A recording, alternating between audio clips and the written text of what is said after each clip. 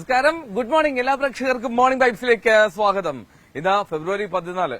ലോകമെമ്പാടുമുള്ള എല്ലാ പ്രണയിതാക്കൾക്കും നല്ലൊരു വാലന്റൈൻസ് ഡേ ആശംസിക്കുന്ന ഒരുപാട് ചർച്ചകളുണ്ട്. ഈ വാലന്റൈൻസ് ഡേ എന്നൊക്കെ പറയുമ്പോൾ അതിൽ വാലന്റൈൻസ് ഡേ എന്നുള്ള പ്രത്യേക ഒരു ദിവസം വേണോ എന്നൊക്കെ സംസാരിക്കുന്നവരുണ്ട്, അല്ല അത് വേണം എന്ന് അനുകൂലിക്കുന്നവരുണ്ട്.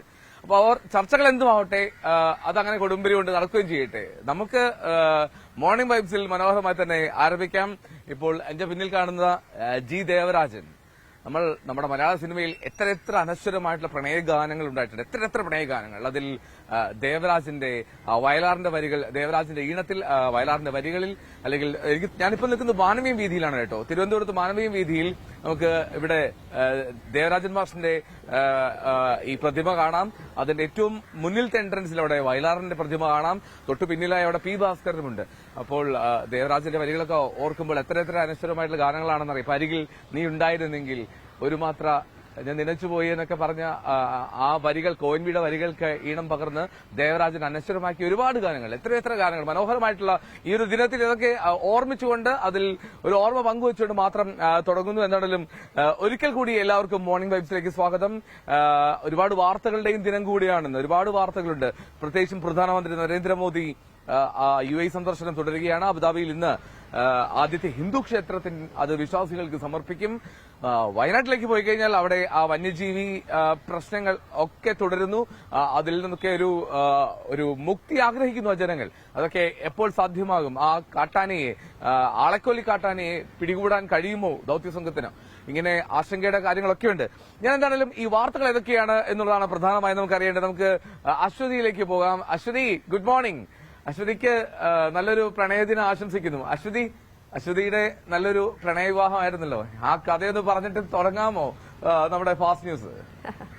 ഹെൽദോ, very good morning, happy valentine's day. അങ്ങോട്ടും പ്രണയവിവാഹമായിരുന്നു, നന്നായി മുന്നോട്ട് പോകുന്നു. പഴയ കഥകളൊക്കെ പറയണോ രാവിലെ, ബോറടിപ്പിക്കേണ്ട പ്രേക്ഷകരെ. പക്ഷെ ഏറ്റവും വലിയ സങ്കടം ഇന്നത്തെ ഒരു ഹാപ്പി വാലന്റൈൻസ് ഡേ വിഷസ് പോലും വന്നിട്ടില്ല എന്നാണ്. ഒരു സമയത്ത് നമ്മൾ പഠിക്കുന്ന സമയത്തൊക്കെ ഒരുപാട് വിഷസൊക്കെ വരുന്ന സമയമായിരുന്നു. പക്ഷെ ഇന്ന് ഒരു മെസ്സേജ് പോലും എൻ്റെ ഫോണിലേക്ക് വന്നിട്ടില്ല എന്നുള്ളൊരു സങ്കടം ഞാൻ പറഞ്ഞുകൊണ്ട് തുടങ്ങുകയാണ്. പക്ഷെ എന്തായാലും ഒരുപാട് കുട്ടികൾ, ഒരുപാട് പ്രായം പ്രണയത്തിനൊരു പ്രശ്നമല്ല എന്ന് പറയുമ്പോഴും അത് ബാധിക്കുന്നുണ്ടോ എന്നൊരു സംശയം എനിക്കുണ്ട്. എന്തായാലും എൽദോയ്ക്ക് അതില്ലാന്ന് തോന്നുന്നു. എൽദോ രാവിലെ തന്നെ മൈക്കൊടുത്ത് ഇറങ്ങിയിരിക്കുകയാണ് പ്രണയിതാക്കളെയൊക്കെ കാണാൻ വേണ്ടിയിട്ട്. അവിടെ കണ്ടോ എന്നുള്ള കാര്യം കൂടി അറിയണം. എന്തായാലും നമുക്ക് ഫാസ്റ്റ് ന്യൂസിലേക്ക് പോയാലോ?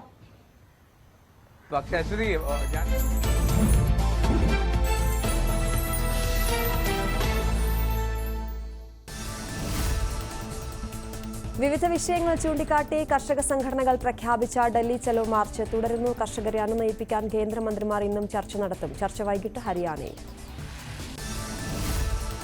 പഞ്ചാബിലും ഹരിയാനയിലുമായി 2500ഓളം ട്രാക്ടറുകൾ കർഷക മാർച്ചിനായി അണിനിരന്നിട്ടുണ്ടെന്ന റിപ്പോർട്ട്.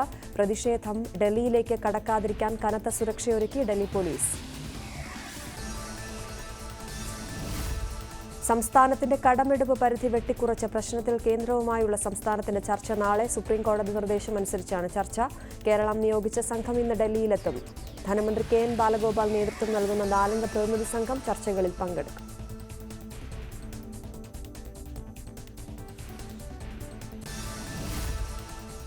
ലോക്സഭാ തെരഞ്ഞെടുപ്പുമായി ബന്ധപ്പെട്ട ഒരുക്കങ്ങൾ വിലയിരുത്തുന്നതിനായി ദേശീയ തെരഞ്ഞെടുപ്പ് കമ്മീഷനിലെ ഡെപ്യൂട്ടി ഇലക്ഷൻ കമ്മീഷണർ അജയ് ബദു ഇന്ന് സംസ്ഥാനത്ത് സന്ദർശനം നടത്തും. ഉച്ചയ്ക്ക് 12 മുതൽ 1 മണി വരെ ചീഫ് ഇലക്ടറൽ ഓഫീസർ സഞ്ജയ് കൌളുമായി കൂടിക്കാഴ്ച നടത്തും. 1 മണി മുതൽ പോലീസ് ഉന്നതാധികാരികളുമായും ഉച്ചയ്ക്ക് 2:45 മുതൽ ജില്ലാ കളക്ടർമാരുമായും ജില്ലാ പോലീസ് മേധാവിമാരുമായുള്ള അവലോകന യോഗത്തിലും അദ്ദേഹം പങ്കെടുക്കും. ലോക്സഭാ തെരഞ്ഞെടുപ്പിലെ സീറ്റ് വിഭജനം ചർച്ച ചെയ്യുന്നതിനുള്ള UDF നിർണായക യോഗം വൈകിട്ട്. കോട്ടയം സീറ്റ് കേരള കോൺഗ്രസ് ജോസഫ് വിഭാഗത്തിന് തന്നെ ലഭിച്ചേക്കും. 3ാം സീറ്റ് വേണമെന്ന് ആവശ്യത്തിൽ ഉറച്ചു മുസ്ലിം ലീഗ് നേതൃത്വം. ഇന്നത്തെ യോഗത്തിൽ ഇക്കാര്യത്തിൽ അന്തിമ തീരുമാനമാകും. കേരള കോൺഗ്രസ് ജോസഫ് വിഭാഗം സ്ഥാനാർത്ഥിയെ നാളെ പ്രഖ്യാപിച്ചേക്കും. സീറ്റുമായി ബന്ധപ്പെട്ട് ഇന്ന് നടക്കുന്ന UDF ചർച്ചയിൽ തീരുമാനമുണ്ടായാൽ നാളെ സ്ഥാനാർത്ഥി പ്രഖ്യാപിക്കാനാണ് ജോസഫ് ഗ്രൂപ്പിന്റെ തീരുമാനം. ഫ്രാൻസിസ് ജോർജിനെ കോട്ടയത്ത് സ്ഥാനാർത്ഥിയാക്കാൻ ജോസഫ് ഗ്രൂപ്പിൽ ധാരണ ഉണ്ടായിരുന്നു. PJ ജോസഫ് കോട്ടയത്ത് വാർത്താ സമ്മേളനം നടത്തിയാകും സ്ഥാനാർത്ഥിയെ പ്രഖ്യാപിക്കുക. ഫ്രാൻസിസ് ജോർജ് കൂടി രംഗത്തെത്തുന്നതോടെ കോട്ടയത്ത് തെരഞ്ഞെടുപ്പ് ചിത്രം ഏതാണ്ട് വ്യക്തമാകും. തുഷാർ വെള്ളാപ്പള്ളി BDJS സ്ഥാനാർത്ഥിയായേക്കും. കണ്ണൂർ ഒഴികെയുള്ള മണ്ഡലങ്ങളിൽ സിറ്റിംഗ് എംപിമാർ തന്നെ മത്സരിക്കണമെന്ന പൊതുവികാരത്തിൽ കോൺഗ്രസ് സ്ഥാനാർത്ഥികളുടെ കാര്യത്തിൽ ഹൈക്കമാൻഡ് അന്തിമ തീരുമാനമെടുക്കും.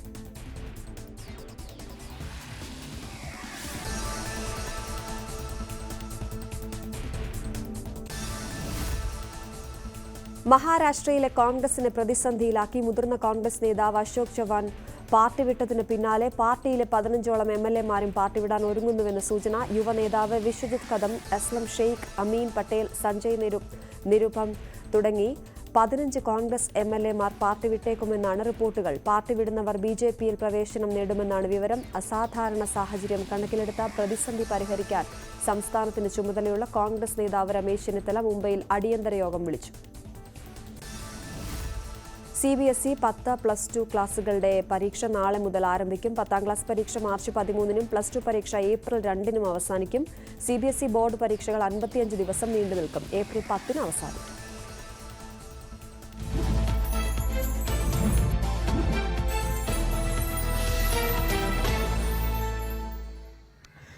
ഓക്കെ, വീണ്ടും സ്വാഗതം മാനവീയം വീഥിയിലേക്ക്. തിരുവനന്തപുരത്തെ മാനവീയം വീഥി അത് വളരെ പ്രസിദ്ധമാണല്ലോ ഇപ്പോൾ. എല്ലാവരും ഒത്തുചേരുന്ന സംഗമിക്കുന്ന സ്ഥലങ്ങളിലൊന്നാണ്. അപ്പോൾ നമ്മൾ പ്രണയദിനത്തിൽ രാവിലെ മാനവീയം വീഥിയിൽ കാര്യമായിട്ടുള്ള പ്രണയ ജോഡികളെ കണ്ടെത്താൻ കഴിയുമെന്നുള്ള പ്രതീക്ഷയിൽ വന്നതാണ്. പക്ഷേ എനിക്ക് ഇതുവരെ ആരെയും കാണാൻ കഴിഞ്ഞിട്ടില്ല. ഒരു മനുഷ്യനില്ല ഇവിടെ പ്രണയിതാക്കളായിട്ട്. എന്നാലും കുഴപ്പമില്ല, നമുക്ക് പ്രണയദിനത്തിൽ ഒരുപാട് വർത്തമാനങ്ങളൊക്കെ പറയണമല്ലോ. ഞാൻ ഒരു അപ്പച്ചനോട് ഞാൻ ആദ്യം സംസാരിച്ചിരുന്നു. Good morning. Good morning. പേരെന്താണ്? രാജേന്ദ്രൻ. ആണ്ടല്ലേ. ഞാനേ നമ്മൾ ഇന്ന് ഈ പ്രണയ ദിനമാണ്, വാലന്റൈൻസ് ഡേ, അങ്ങനെ ഒരു സംഭവമൊക്കെ നേരത്തെ ഉണ്ടായിരുന്നു അപ്പച്ചന്റെ ഒരു യൗവന കാലങ്ങളിലൊക്കെ? പ്രണയദിനം എന്ന് പറഞ്ഞ് പണ്ട് ഉണ്ടാകുന്ന എനിക്കറിയാൻ പാടില്ല. ഇപ്പൊ ഞാൻ ഇന്ന് എന്റെ അനിയനുടെ അവൻ പറഞ്ഞിരുന്ന പ്രണയദിനമാണ്. അതാണ് ഞാൻ ഈ ഫോട്ടോ ഒക്കെ എടുക്കിട്ടത്. അപ്പോഴാണ് അവൻ പറയുന്നത് ഇന്ന് പ്രണയദിനമാണ് എന്നാണ് പറഞ്ഞത്. അപ്പോഴാണ് ഞാൻ മനസ്സിലാക്കുന്നത്. ഈ പ്രണയിക്കാൻ ഒരു ദിവസത്തിന്റെ ആവശ്യമുണ്ടോ? ഞാനും പ്രണയിച്ച് എന്നെ വിവാഹം ചോദിച്ചത്. ആണോ? ആ, അടിപൊളി. എങ്ങനെയായിരുന്നു പ്രണയം? Inter caste marriage. ഞാൻ ഷെഡ്യൂൾഡ് കാസ്റ്റ്. എന്റെ ഭാര്യ കാർപ്പന്റർ. ഇന്റർ കാസ്റ്റ് മാരേജ് ഞാനും ചെയ്തത്. വീട്ടിൽ വിപ്ലവം ഉണ്ടായിരുന്നോ? എന്നെ വെളിയിലാക്കി കളഞ്ഞു. ആണോ? വീട്ടിൽ നിന്ന് പുറത്താക്കി? വീട്ടിൽ നിന്ന് പുറത്താക്കി. പ്രണയദിനത്തിൽ ഇതിൽ പരമൊരാളെ എനിക്ക് അവിടെ നിന്ന് കിട്ടാനാണ്. കവിതാക്കളൊന്നും വേണ്ട. ഞാൻ വിട്ടില്ല. ഞാൻ വിളിച്ചു എന്റെ മാമന്റെ കൂടെ കൊണ്ടിരിച്ചു. മാമന്റെ കൂടെ പേര് അവിടെ കൊണ്ട് അവര് സീറ്റ് തന്നു ഞങ്ങൾക്ക്. അങ്ങനെയാണ് ഞാൻ ഇന്നും ഈ മരിച്ചിട്ട് ഇന്ന് 17 ദിവസമായല്ലോ. ആണോ? അമ്മച്ചി മരിച്ചിട്ട് 85 വയസ്സ് അവർക്ക്. എനിക്ക് 102 വയസ്സ്. അതാണ് 92 വയസ്സ്. 92 വയസ്സുള്ള പേര് ഒന്നുകൂടെ വിട്ടു. രാജേന്ദ്രൻ. രാജേന്ദ്രൻ ചേട്ടന്റെ ഒരു പ്രണയം നമുക്ക് ചോദിക്കണം. ഈ എവിടെ വെച്ചായിരുന്നു കൂടിക്കാഴ്ച? അമ്മച്ചിയുടെ പേരെന്തായിരുന്നു? അടുത്തടുത്ത് വീടാണ്. അടുത്തടുത്ത് വീടായിരുന്നു. അപ്പൊ അതെങ്ങനെയാ? സ്കൂളിൽ പഠിക്കുന്ന സമയം തൊട്ട് മുട്ടിട്ടോ പ്രണയം, അതോ മെല്ലെ മെല്ലെ മെല്ലെ? അല്ല, ഞാൻ സ്കൂളിൽ പോയി ഞാൻ PDC വരെ പോയിട്ടുള്ളൂ. പിന്നെ പഴയ പ്രീ ഡിഗ്രി. ഇന്നത്തെ പ്ലസ് 1 പ്ലസ് 2. അതെ, ഞാൻ യൂണിവേഴ്സിറ്റി കോളേജിലായിരുന്നു അന്ന്. അമ്മച്ചിയും അവിടെയായിരുന്നു പഠിച്ചത്? പുള്ളിക്കാരി അവിടെയായിരുന്നു പഠിച്ചത്? അല്ല, അത് പഠിച്ചതൊന്നുമില്ല, പഠിത്തവേ ഇല്ല. ഉള്ള കാര്യം പറയാം.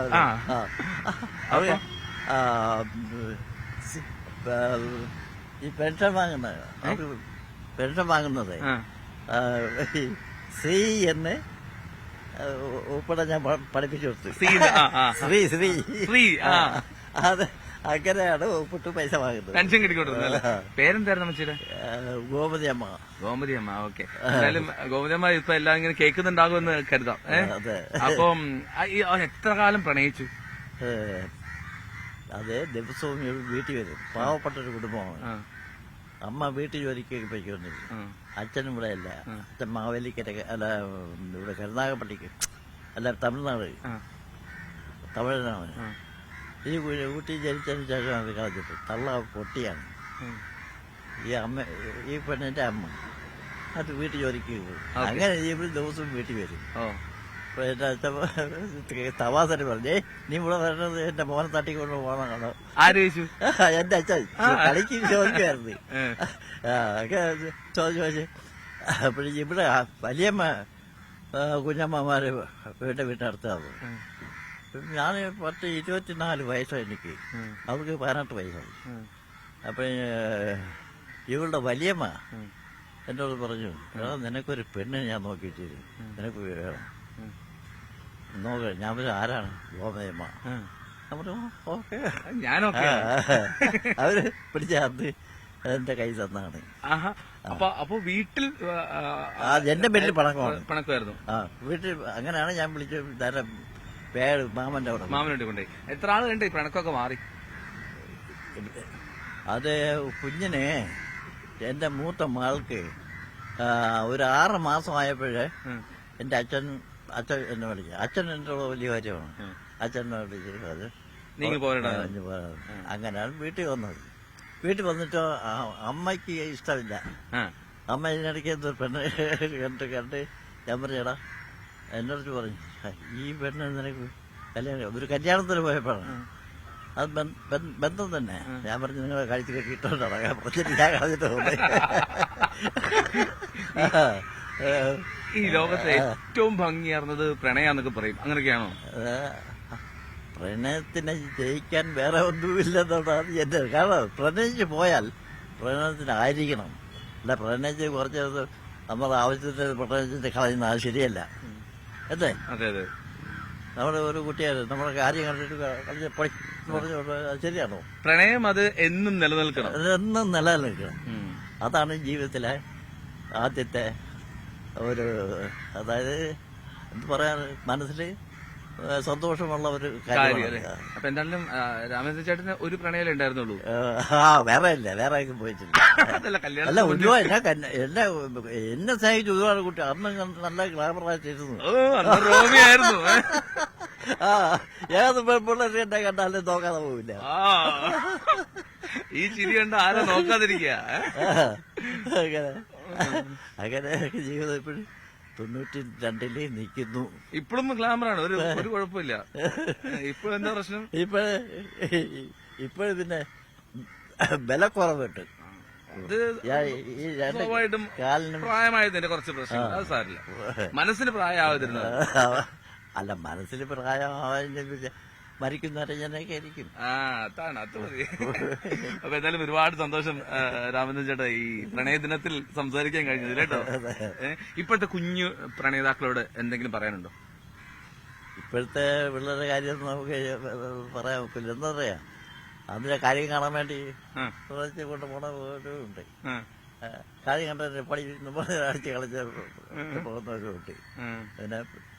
പിന്നെ ചിലവര് മനസാക്ഷിയുള്ളവര് രണ്ടൊരു ഒന്നുപോലെ ജീവിച്ചാൽ ഒരു കുഴപ്പവുമില്ല. അത് കുഴപ്പമില്ല. ഓക്കെ, അപ്പൊ ഞങ്ങൾ പോട്ടെ. അടുത്ത ആൾക്കാരോട് ചോദിച്ചു നോക്കട്ടെ എങ്ങനെയുണ്ട് കാര്യങ്ങൾ. രാമേന്ദ്ര ചേട്ടൻ പൊളിയാണ്. ഈ 92-ാം വയസ്സിലും പ്രണയത്തിന്റെ മധുരം അത് നിലനിർത്തുന്നു എന്നുള്ളതാണ്. ഞങ്ങൾ ഈ പ്രണയദിനത്തിൽ ഒരു അഭിപ്രായം ചോദിച്ചാൽ എങ്ങനെയുണ്ടാവും?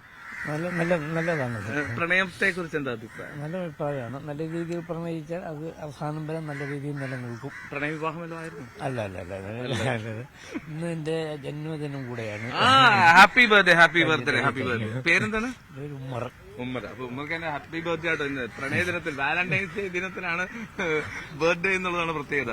എന്താ ചെയ്യുന്നത് ഇവിടെ? ഞാൻ തിരുവനന്തപുരം കോർപ്പറേഷനിൽ പെൻഷനായ കോർപ്പറേഷനിൽ റിട്ടയർഡ് ആയ ആളാണല്ലേ? ഓക്കെ.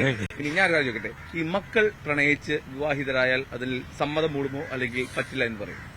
അതില് വലിയ താല്പര്യം ഇല്ല. അതില് പ്രണയം നല്ലതാണ് ആദ്യം പറഞ്ഞത്. പ്രണയം നല്ലതാണെങ്കിലും മക്കൾ രക്ഷകർത്താക്കളുടെ കീഴിൽ പോകുന്നതാണ് നല്ലൊരു. കല്യാണം കഴിഞ്ഞിട്ട് പ്രണയിച്ചാൽ മതി, മാതാപിതാക്കൾ സെറ്റാക്കി തരും.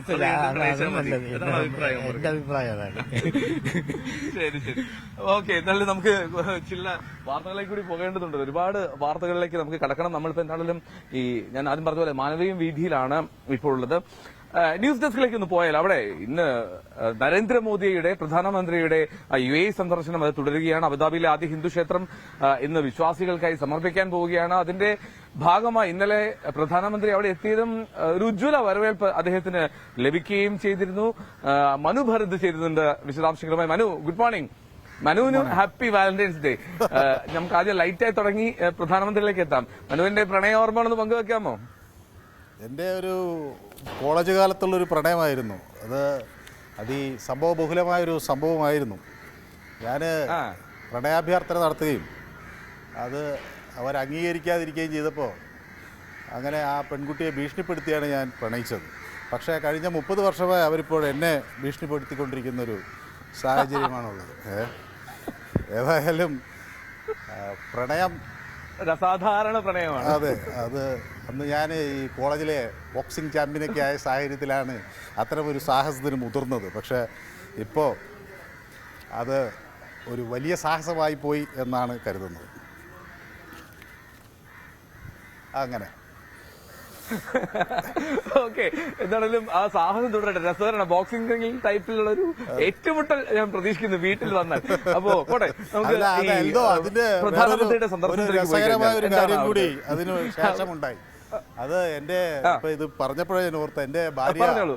ഒരു അധ്യാപികയും കൂടിയാണ്. അപ്പോൾ ഞങ്ങളുടെ വിക്ടോറിയ കോളേജിലെ ഓൾഡ് സ്റ്റുഡൻസിൻ്റെ ഒരു യോഗം അവിടെ നടന്നു. അപ്പോൾ ഞാനും ഭാര്യയും കുറേ വർഷങ്ങൾക്ക് മുമ്പാണ്, അത് ഈ ലാൽ ജോസിൻ്റെ സിനിമ ഇറങ്ങിയ ആ സാഹചര്യത്തിലാണ്. അപ്പോൾ അവിടെ ആ യോഗത്തിൽ പങ്കെടുക്കാനായി പോയി. പക്ഷേ അന്ന് പിറ്റേ ദിവസം ഇറങ്ങിയ മാതൃഭൂമി ദിനപത്രത്തിൽ ഞങ്ങളുടെ ഈ പ്രണയകഥ സവിസ്തരം അടിച്ചു വരികയും അതിൻ്റെ അടുത്ത ദിവസം സ്കൂളിലെത്തിയ എൻ്റെ ഭാര്യ ഈ കുട്ടികൾ ഈ പത്രം ആയിട്ടാണ് അവരെ സ്വാഗതം ചെയ്തത്.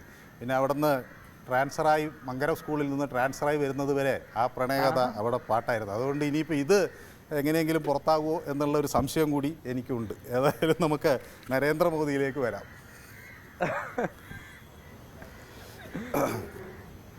എക്സാക്ട്ലി.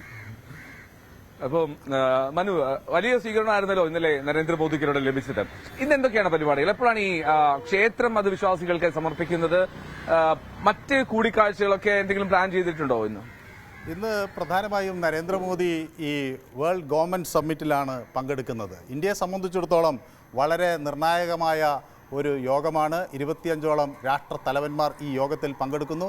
ഇന്ത്യ ഒരു അതിഥിയായാണ്, ഖത്തറിനെ പോലെ തുർക്കിയെ പോലെ ഒരു അതിഥിയായാണ് ഇന്ത്യ ഈ യോഗത്തിൽ ഭാഗഭാക്കാകുന്നത്. പ്രധാനമന്ത്രി വരും സർക്കാരുകളെ എങ്ങനെ രൂപകൽപ്പന ചെയ്യണമെന്ന വിഷയത്തെ ആസ്പദമാക്കിയാണ് ഈ ഉച്ചകോടി നടക്കുന്നത്.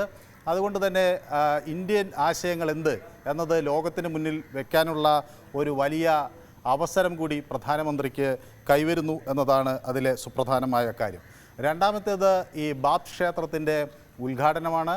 അത് രാവിലെ ഈ ക്ഷേത്രത്തിന് സംബന്ധപ്പെട്ട ചടങ്ങുകൾ നടക്കും. വൈകുന്നേരമായിരിക്കും പ്രധാനമന്ത്രി ആ ചടങ്ങിൽ പങ്കെടുക്കുക. കഴിഞ്ഞ ദിവസം UAE-യിലെത്തിയ പ്രധാനമന്ത്രിക്ക് വർണ്ണാഭമായ സ്വീകരണമാണ് അവിടെ ലഭിച്ചത്. അവിടെ അദ്ദേഹം UAE president Sheikh Mohammed bin Zayed Al നഹ്യാനുമായി കൂടിക്കാഴ്ച നടത്തി. 8 കരാറുകൾ നമ്മൾ നേരത്തെ ഒപ്പുവെച്ചതും നേരത്തെ ധാരണയിലെത്തിയതുമായ 8 കരാറുകളുടെ പരസ്പര കൈമാറ്റം അവിടെ നടന്നു. അതിൽ ഒന്ന് സുപ്രധാനമായും ഈ ബൈലാറ്ററൽ ഇൻവെസ്റ്റ്മെൻറ്റ് ട്രീറ്റിയാണ്. അതായത് ഉഭയകക്ഷി നിക്ഷേപക കരാർ എന്നതാണ്. ഇന്ത്യയെ സംബന്ധിച്ചിടത്തോളം നമുക്കറിയാം, ഇന്ത്യയിൽ ഇൻവെസ്റ്റ്മെൻറ്റ് നടത്തുന്ന ലോക രാജ്യങ്ങളിൽ 7ാം സ്ഥാനമാണ് UAE-ക്കുള്ളത്. അതുപോലെ ഇന്ത്യയുടെ ഒരു പ്രധാനപ്പെട്ട ട്രേഡ് പാർട്ട്ണർ ആണ്, 3ാമത്തെ ട്രേഡ് പാർട്ട്ണർ കൂടിയാണ് UAE. അത്ര വലിയ ഒരു വ്യാപാര വാണിജ്യ ബന്ധം ഇരു രാജ്യങ്ങളും തമ്മിൽ ഉണ്ട് എന്നത് സുപ്രധാനമാണ്. മാത്രമല്ല, ഇന്ത്യയെ സംബന്ധിച്ചിടത്തോളം നമുക്കറിയാം, ഇവിടെ G20 ഉച്ചകോടി നടന്നതിൻ്റെ ഭാഗമായി നമ്മൾ ഇന്ത്യ കൂടി മുൻകൈ എടുത്തുകൊണ്ട് ഒരു India middle east economic corridor, ഒരു സാമ്പത്തിക ഇടനാഴി, അത് ഇന്ത്യയെയും അതുപോലെ യൂറോപ്പിനെയും പ്രധാനമായും റോഡ്, റെയിൽ, പോർട്ട് വഴി കണക്ട് ചെയ്യുന്നൊരു ഇടനാഴിയാണ് നമ്മൾ വിഭാവനം ചെയ്തിരുന്നത്. ലോകത്തിൻ്റെ മറ്റ് പല രാജ്യങ്ങൾ, അമേരിക്ക ഉൾപ്പെടെയുള്ള രാജ്യങ്ങളുടെ പിന്തുണയോടുകൂടിയാണ് ഇത്തരം ഒരു ആശയം G20-യിൽ ഉയർന്നു വരികയും അത് പ്രത്യേകിച്ച് ഇന്ത്യ ചൈനയുമായി അത്ര രസകരമല്ലാത്തൊരു ബന്ധം കാത്തുസൂക്ഷിക്കുന്ന ഒരു സാഹചര്യത്തിൽ ചൈനയുടെ ബെൽറ്റ് ആൻഡ് റോഡ് പ്രോജക്റ്റിന് ഒരു ബദലായി ഇന്ത്യക്ക് മുന്നോട്ട് വയ്ക്കുന്ന ഒരു പദ്ധതിയായിരുന്നു. ഇതിനെ സംബന്ധിച്ചൊക്കെയുള്ള കൂടുതൽ മുന്നേറ്റങ്ങൾ ഈ സന്ദർശനം വഴി ഉണ്ടാകും എന്നതാണ് നമുക്ക് കണക്കാക്കാനുള്ളത്. അതുപോലെ തന്നെ ഈ പ്രധാനമന്ത്രിയുടെ ഈ സന്ദർശനം ഇന്ത്യ UAE-യും തമ്മിലുള്ള ഈ നാണയവിനിമയ രംഗത്തും അല്ലെങ്കിൽ ബാങ്കിങ് മേഖലയിലുമൊക്കെ കൂടുതൽ മുതൽക്കൂട്ടാകും. ഇന്ത്യയുടെ UPI സംവിധാനം UAE-യിൽ ആരംഭിച്ചു. കഴിഞ്ഞ ദിവസം പ്രധാനമന്ത്രി അവിടുത്തെ UAE പ്രസിഡന്റും ഒരുമിച്ചാണ് ഈ UPI ഡെബിറ്റ് കാർഡുകൾ അവിടെ ഉപയോഗിക്കാനുള്ള സംവിധാനത്തിന് തുടക്കം കുറിച്ചത്. അതോടൊപ്പം തന്നെ ഇനി ഏറ്റവും പ്രധാനമായി വരുന്നത് ഈ ബാബ് ക്ഷേത്രത്തിൻ്റെ ഉദ്ഘാടനമാണ്. ബാബ് ക്ഷേത്രം നമുക്കറിയാം ഇന്ത്യയുടെ ഒരു ഏറ്റവും ഒരു ഇന്ത്യൻ സാംസ്കാരികതയുടെ ഒരു പ്രതീകമായി UAE-യിൽ തിളങ്ങും എന്ന കാര്യത്തിൽ സംശയമില്ല. അതിനപ്പുറത്തേക്ക് ഈ ബാബ് ക്ഷേത്രത്തിൻ്റെ ഒരു പ്രത്യേകത, അതിൻ്റെ ആർക്കിടെക്ചർ ആയിട്ടുള്ള സവിശേഷതകൾ ഒട്ടനവധിയാണ്. അത് ക്ഷേത്രത്തിൻ്റെ മണികളെ സംബന്ധിച്ച്, അതുപോലെ അതിന് ഉപയോഗിച്ചിട്ടുള്ള ഈ ലോഹരഹിത സാമഗ്രികളെ സംബന്ധിച്ചൊക്കെ ഒട്ടനവധി സവിശേഷതകൾ അതിനുണ്ടെങ്കിലും അതിനൊക്കെ അപ്പുറത്തേക്ക് നമ്മൾ പ്രാധാന്യത്തോടെ കാണുന്ന ഒരു വിഷയം, ഈ സ്ഥലം, ഈ ക്ഷേത്രം നിർമ്മിക്കാനുള്ള സ്ഥലം 27 ഏക്കറോളം ഭൂമി ഒരു മുസ്ലിം ഭരണാധികാരി വിട്ടു നൽകുമ്പോൾ അത് അത്തരം ഒരു ഹിന്ദു ക്ഷേത്രം നിർമ്മിക്കാനായിട്ടുള്ള ഒരു ലീഡ് ആർക്കിടെക്റ്റ് എന്ന് പറയുന്ന അവിടുത്തെ ഒരു കാത്തലിക് ക്രിസ്ത്യൻ വിശ്വാസിയാണ്.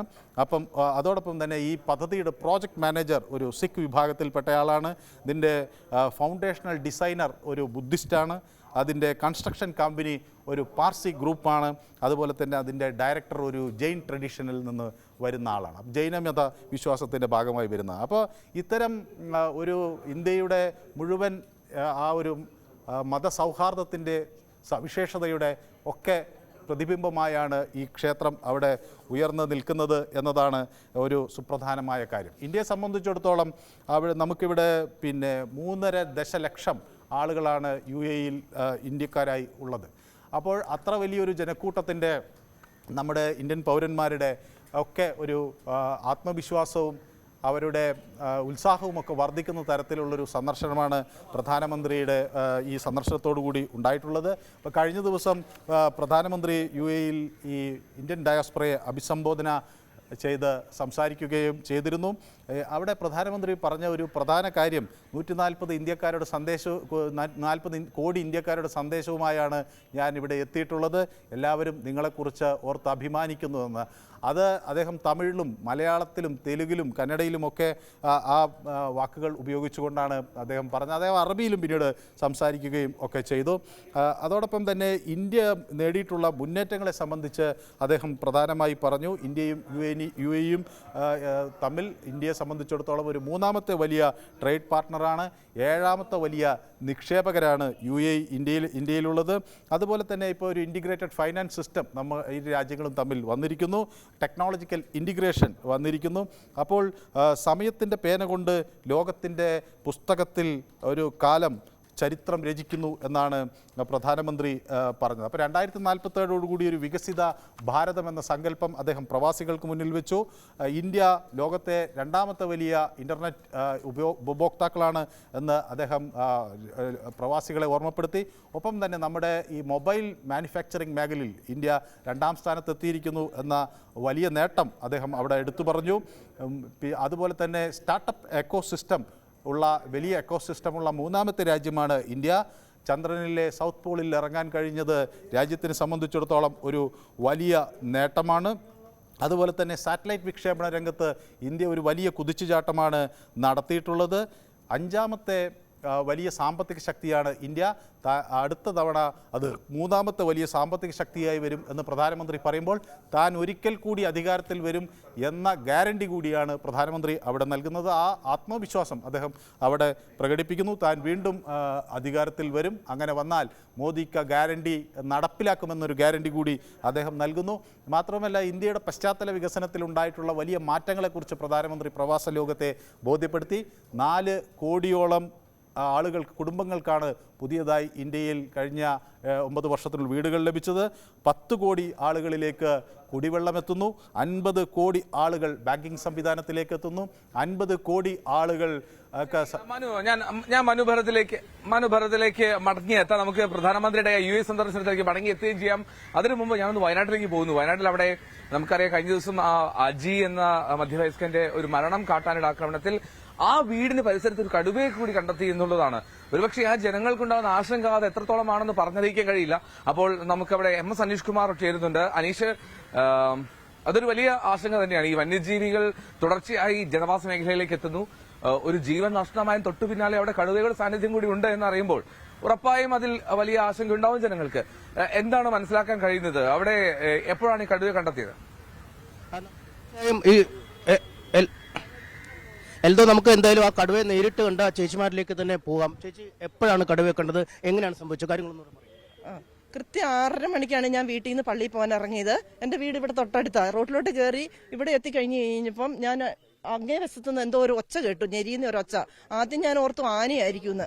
ആനയാണോ മാനാണോ എന്ന് എനിക്കറിയില്ല. അത് കഴിഞ്ഞപ്പോൾ വലിയൊരു അലർന്ന ഒരു കരച്ചിൽ കേട്ടു. കരച്ചിൽ കേട്ടപ്പോൾ ഞാൻ ഇങ്ങനെ സൈഡിലോട്ട് മാറി കഴിഞ്ഞപ്പോൾ ഒന്നോടെ കരയണ കേട്ടപ്പോൾ എനിക്ക് തോന്നി ആനയാണ്. ഭയങ്കര എല്ലാം ഇളക്കി മറിച്ച് വരുന്ന പോലത്തെ ഒരു ഒച്ചയാണ് കേട്ടത്. വേഗം ഞാൻ മേലേക്ക് കയറി കഴിഞ്ഞ് ആ മേലെ വീട്ടിലെ ചേട്ടനെ വിളിച്ചോണ്ടാണ് കയറുന്നത്. അവർ കേട്ടോ ഇല്ലോന്ന് എനിക്കറിയില്ല. അന്നേരത്തേക്ക് അത് ഇങ്ങനെ ചാടി വരുന്ന പോലെ എനിക്ക് തോന്നി. ഞാൻ വേഗം സൈഡിലോട്ട് മാറി ആ വീട്ടിലെ ചേട്ടനോട് വിളിച്ചു എന്നെ ഒന്ന് ഞാൻ അവിടെ ചെന്നപ്പോഴത്തേക്ക് വീണുപോയി. പിന്നെ അവരാണ് എന്നെ പിടിച്ച് അങ്ങോട്ട് മേലോട്ട് കയറ്റിയത്. ഞാനങ്ങും അറിയുമല്ല ഇതെന്താ ഇങ്ങനെ പാസ് ചെയ്ത ഒരൊറ്റ പോക്ക. ഞാൻ ആദ്യം ഓർത്ത് ചെറിയ ആനയായിരിക്കും എന്നാണ് ഞാൻ വിചാരിച്ചത്. എന്താ സാധനം എന്ന് ഞാൻ തിരിഞ്ഞ് ശരിക്കും നോക്കിയില്ല. കുറച്ച് ദിവസമായിട്ട് രാവിലെ പള്ളി പോക്കൊന്നും ഇല്ലല്ലോ അല്ലേ? അതെ അതെ.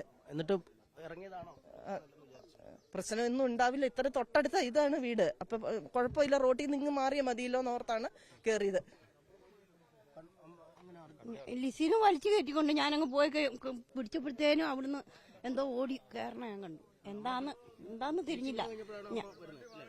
ഈ ചേച്ചി ഇതിലെ ഓടി വരുന്നുണ്ട്. ഈ പെണ്ണ് ഓടി വന്നപ്പോ ഞാൻ ഓർത്ത് കറണ്ട് പതിട്ടിയാണ് എന്നാന്ന് എനിക്കൊരു ഭയങ്കര സൗണ്ടായിപ്പോയി. എന്നാ ഇതൊന്നും എന്നാണേലും ഇവിടെ പിടിച്ച് ഞങ്ങൾ രണ്ടാളും കൂടി വലിച്ചു കയറ്റി പെരക്കകത്ത് കൊണ്ടിട്ട് അത് കൊടുത്തു. എന്നിട്ട് ഇതിനെ വിറയ്ക്കുന്നുണ്ടായിരുന്നു, വല്ലാതെ വിറയ്ക്കുന്നുണ്ട്. അപ്പൊ എന്താ പറ്റിയെന്നറിയില്ല. ഞാൻ തിരുമുകയും ചെയ്തു നന്നായിട്ട്. എൽദോ ഇതുവഴിയാണ് ഈ കടുവ കടന്നു വന്നത്. നമുക്ക് പാടുകൾ തന്നെ കാണാം. ഈ ഭാഗം, ഈ ഭാഗത്തെ പാടുകൾ ഈ അടർന്നു കിടക്കുന്ന ഭാഗമുണ്ട്. ഈ വഴിയാണ് കടുവ കയറി വന്നത്. ഇതിന് തൊട്ട് താഴേക്ക് പോയാൽ കൃഷിയിടമാണ്. അതിനപ്പുറം കാടാണുള്ളത്. കഴിഞ്ഞ ദിവസം അജീഷ് മരിച്ച സ്ഥലം ഈ ഭാഗം തന്നെയാണ്. നമുക്ക് കാണാം അജീഷിന്റെ സംസ്കാരം നടന്ന സെന്റ് അൽഫോൺസ ചർച്ച് പടമല എന്നത് ആ പള്ളിയാണ് അവരുടെ പള്ളി. അതിന്റെ വളരെ അടുത്ത് ഏതാണ്ട് ഒരു 500 മീറ്റർ പോലും ദൂരമില്ലാത്ത ഇടത്താണ് ഈ സംഭവം നടന്നിരിക്കുന്നത്. ജനങ്ങൾ അങ്ങേയറ്റം ഭീതിയിലേക്ക് നീങ്ങുന്ന ഒരു സാഹചര്യം.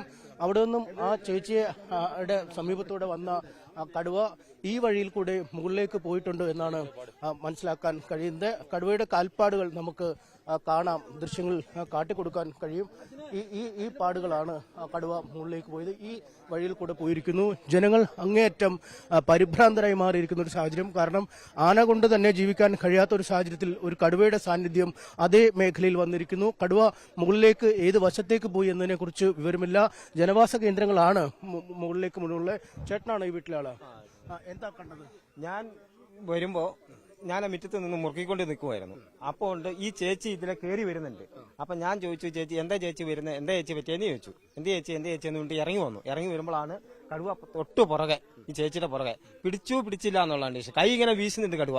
അപ്പത്തേന് ഈ ചേച്ചി ഇടത്ത് ഭാഗത്തേക്ക് ചാടി ആ കാപ്പിക്കാത്തിടെ കയറിയിട്ട് ഇപ്പഴത്തെ തിണ്ട കയറിയപ്പോഴത്തേ കടുവ, ഞാൻ അലറി കിടന്നുണ്ട്. കൂവിയപ്പോഴത്തേനും കടുവ എന്റെ വീടിന്റെ മുറ്റത്തൂടെ കയറി. അപ്പൊ എന്റെ വീട്ടിൽ എന്റെ കൂടെ ഒരു പൂച്ചയുണ്ടായിരുന്നു. അതിനെ ഓടിച്ച് തൊട്ട് പറമ്പിലേക്ക് കയറി പോയത്. അടുത്ത പറമ്പിലേക്ക് കയറിയിട്ടുണ്ട്. എങ്ങനെ വലിയ വലിപ്പമുള്ള കടുവയാ. ഈ പൊക്കമുണ്ട്, ഒരു നല്ല നീളമുണ്ട്, ഭയങ്കര നീളമുണ്ട്. അതിന് വാലിന് തന്നെ ഈ നീളമുണ്ട്.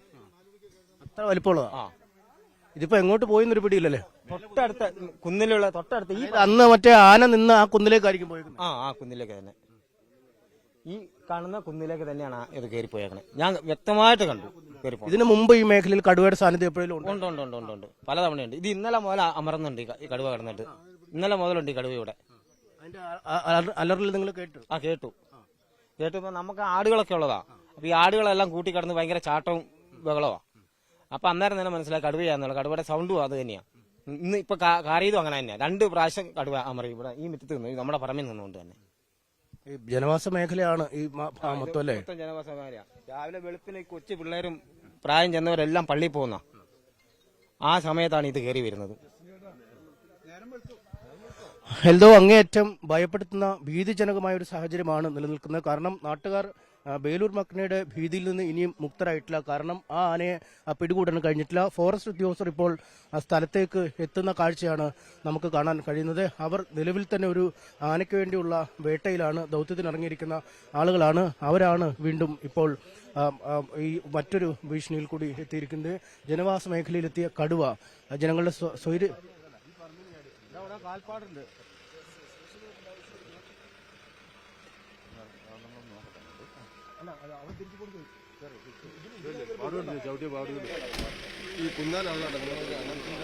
അതിലേ കയറി വന്നോ, ചവിട്ടി കയറി വന്നോ. സാവിച്ചേട്ടൻ വണ്ടിക്കൊണ്ട് വരുമ്പോഴാണ് പുറകെ ഓടുന്നത്. സാവിച്ചേട്ടനെ സാവിച്ചേട്ടൻ ഓണടിച്ച് പിടിച്ചപ്പോഴാണ് സ്കൂളാക്കി പോയത്. ചേച്ചിനെ ഓടിച്ച് ചേച്ചി അങ്ങോട്ട് മാറി. സൈഡിലോട്ട് മാറിയതുകൊണ്ട് മാത്രം കഴിച്ചിലായി പോയെ. സാവിച്ചേട്ടൻ ബൈക്കിലോണ്ട് മാത്രം. ഈ വഴിക്ക് അല്ലേ കയറി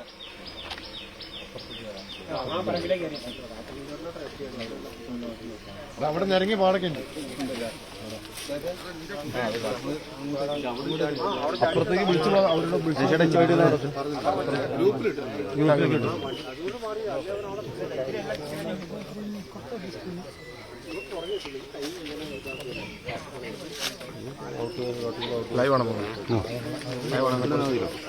എന്തായാലും വനംവകുപ്പ് ഉദ്യോഗസ്ഥർ സ്ഥലത്തെത്തി ഈ കടുവയ്ക്ക് വേണ്ടിയുള്ള തെരച്ചിലിലേക്ക് കടന്നിരിക്കുന്നു എന്നാണ് നമുക്ക് മനസ്സിലാക്കാൻ കഴിയുന്നത്. ആ കാൽപ്പാടുകൾ പിന്തുടർന്ന് അവർ മുന്നോട്ട് പോകുന്ന കാഴ്ച ഈ വീട്ടിലെ ചേട്ടനാണ് ആ കടുവയെ വ്യക്തമായി കാണുകയുണ്ടായത്. ആ വഴിയിൽ കൂടി പള്ളിയിൽ പോയ വീട്ടമ്മ മുന്നോട്ട് ഈ ഇടവഴിയിൽ കൂടി കയറി പോകാൻ ശ്രമിച്ചപ്പോഴാണ് ആ കടുവയെ കണ്ടത്. വലിയ ശബ്ദത്തിൽ അലറിയ വലിയ ശരീരമുള്ളതാണ് ആ കടുവ. കടുവയുടെ കാൽപ്പാടുകൾ പിന്തുടർന്നു പോകുന്നു. അങ്ങേയറ്റം അപകടകരമായ ഒരു സാഹചര്യം തന്നെയാണുള്ളത്. ഏത് നിമിഷവും ഏത് വശത്തു നിന്നും കടുവ ഇവിടേക്ക് ഒരു പക്ഷേ ചാടി വീഴുന്നതിനുള്ള സാഹചര്യവുമുണ്ട്. ഒരു കുന്നിൻ മുകളിലേക്കാണ് ഈ കടുവ പോയിരിക്കുന്നതെന്ന് മനസ്സിലാക്കാൻ കഴിയുന്നു.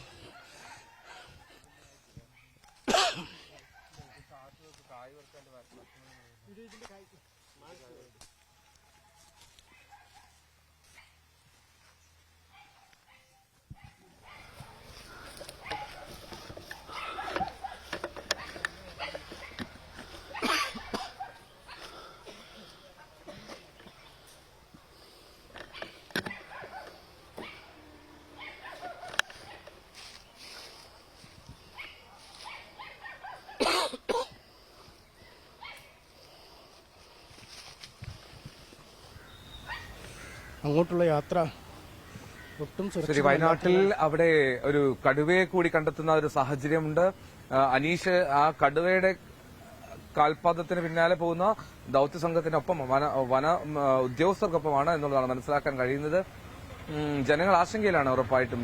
ഈ അജി എന്ന ആ മധ്യവയസ്കന്റെ മരണം, അതിന് പിന്നാലെ തന്നെ അവിടെ തന്നെ ഒരു കടുവയെ കൂടി കണ്ടെത്തുന്ന ഒരു സാഹചര്യം, അതാണ് അനീഷ് അവിടെ നിന്ന് റിപ്പോർട്ട് ചെയ്യുന്നത്.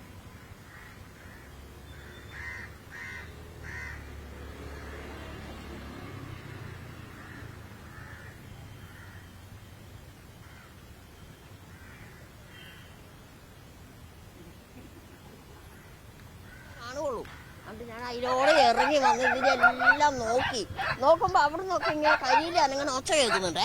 എന്നിട്ട് ഞാൻ ഈ ചേച്ചിനെ വിളിച്ച് പറഞ്ഞപ്പോൾ പറഞ്ഞു, ചേച്ചിനോട് പറഞ്ഞു അതല്ല പട്ടിയും പൂച്ചയായിരിക്കൂടി എന്ന് പറഞ്ഞു. അത്രേ സംഭവം എനിക്കറിയുള്ളൂ, വേറെ ഒന്നും എനിക്കറിയില്ല. കഴിഞ്ഞ കുറെ ദിവസങ്ങളായി തന്നെ നിങ്ങളൊരു ഭീതിയിൽ ആന ഭീതിയിൽ ഇരിക്കുവായിരുന്നു. പുറത്തിറങ്ങാൻ പേടിയാ. വിറക് പറക്കാൻ പോലും ഞാൻ പറമ്പിലേക്ക് പോകുന്നില്ല. ഇങ്ങനത്തെ പൂടത്തുള്ളി എടുത്ത് കത്തിക്കുന്നത് ഞാൻ. ഇവിടുന്ന് പറഞ്ഞേക്കുന്ന പറമ്പിൽ കയറി പോകരുതെന്നാ പറഞ്ഞേക്കുന്നത്. അത് കാരണം ഞാൻ പോക്കൂല. കണ്ടില്ല. ഭയങ്കര ഒരു സൗണ്ട്, ഞാൻ കേൾക്കാത്ത ഒരു സൗണ്ട് ഇന്നലെ കേട്ടത്. ഇന്നലെ 2:45 കാണും, മാത്രമേ ഉള്ളൂ. രാവിലെ ഒന്നും കണ്ടിട്ടില്ല. ആ സമയത്തൊക്കെ ഇതിലൂടെ കരിയില അനങ്ങുന്ന ഒച്ച കേൾക്കുന്നുണ്ട്. അതുകൊണ്ട് ഈ ഭാഗങ്ങളിൽ തന്നെ ഉണ്ടായിരുന്നു. ഇവിടെ എവിടെയാണ്ടോ ഉണ്ടായിരുന്നു. രാത്രി ഇറങ്ങി പോയത്. ഇപ്പൊ പുള്ളിക്കാരന്റെ അടുത്തേക്ക് ചീറ്റി വന്നു എന്ന് പറഞ്ഞു. ഞാൻ എണീച്ചില്ല. പുള്ളിക്കാരന്റെ അടുത്തേക്ക് ചീറ്റി വന്നപ്പോ ഓടി പരിക്കാതെ കയറുക ചെയ്തെന്ന് പറഞ്ഞേ. എന്നിട്ട് എന്നെ വിളിച്ചത് വേഗം എണീക്കുന്നു. അപ്പൊ എന്റെ വിചാരം മനസ്സിൽ ആന വന്നു എന്നാ. കടുവയാന്നുള്ള ചിന്തഗതിയില്ല. ഈ ആന വന്ന് പരക്കം പഞ്ഞിറക്കല്ലേ. അപ്പൊ ഞാൻ വിചാരിച്ചു ആനയായിരിക്കുന്നു. അങ്ങനെ ഞാൻ ചാടി എണീക്കണത്. എന്തോ അങ്ങേയറ്റം ആശങ്കാജനകമായ ഒരു ജീവിതമാണ് ഇവർ നയിക്കുന്നത്.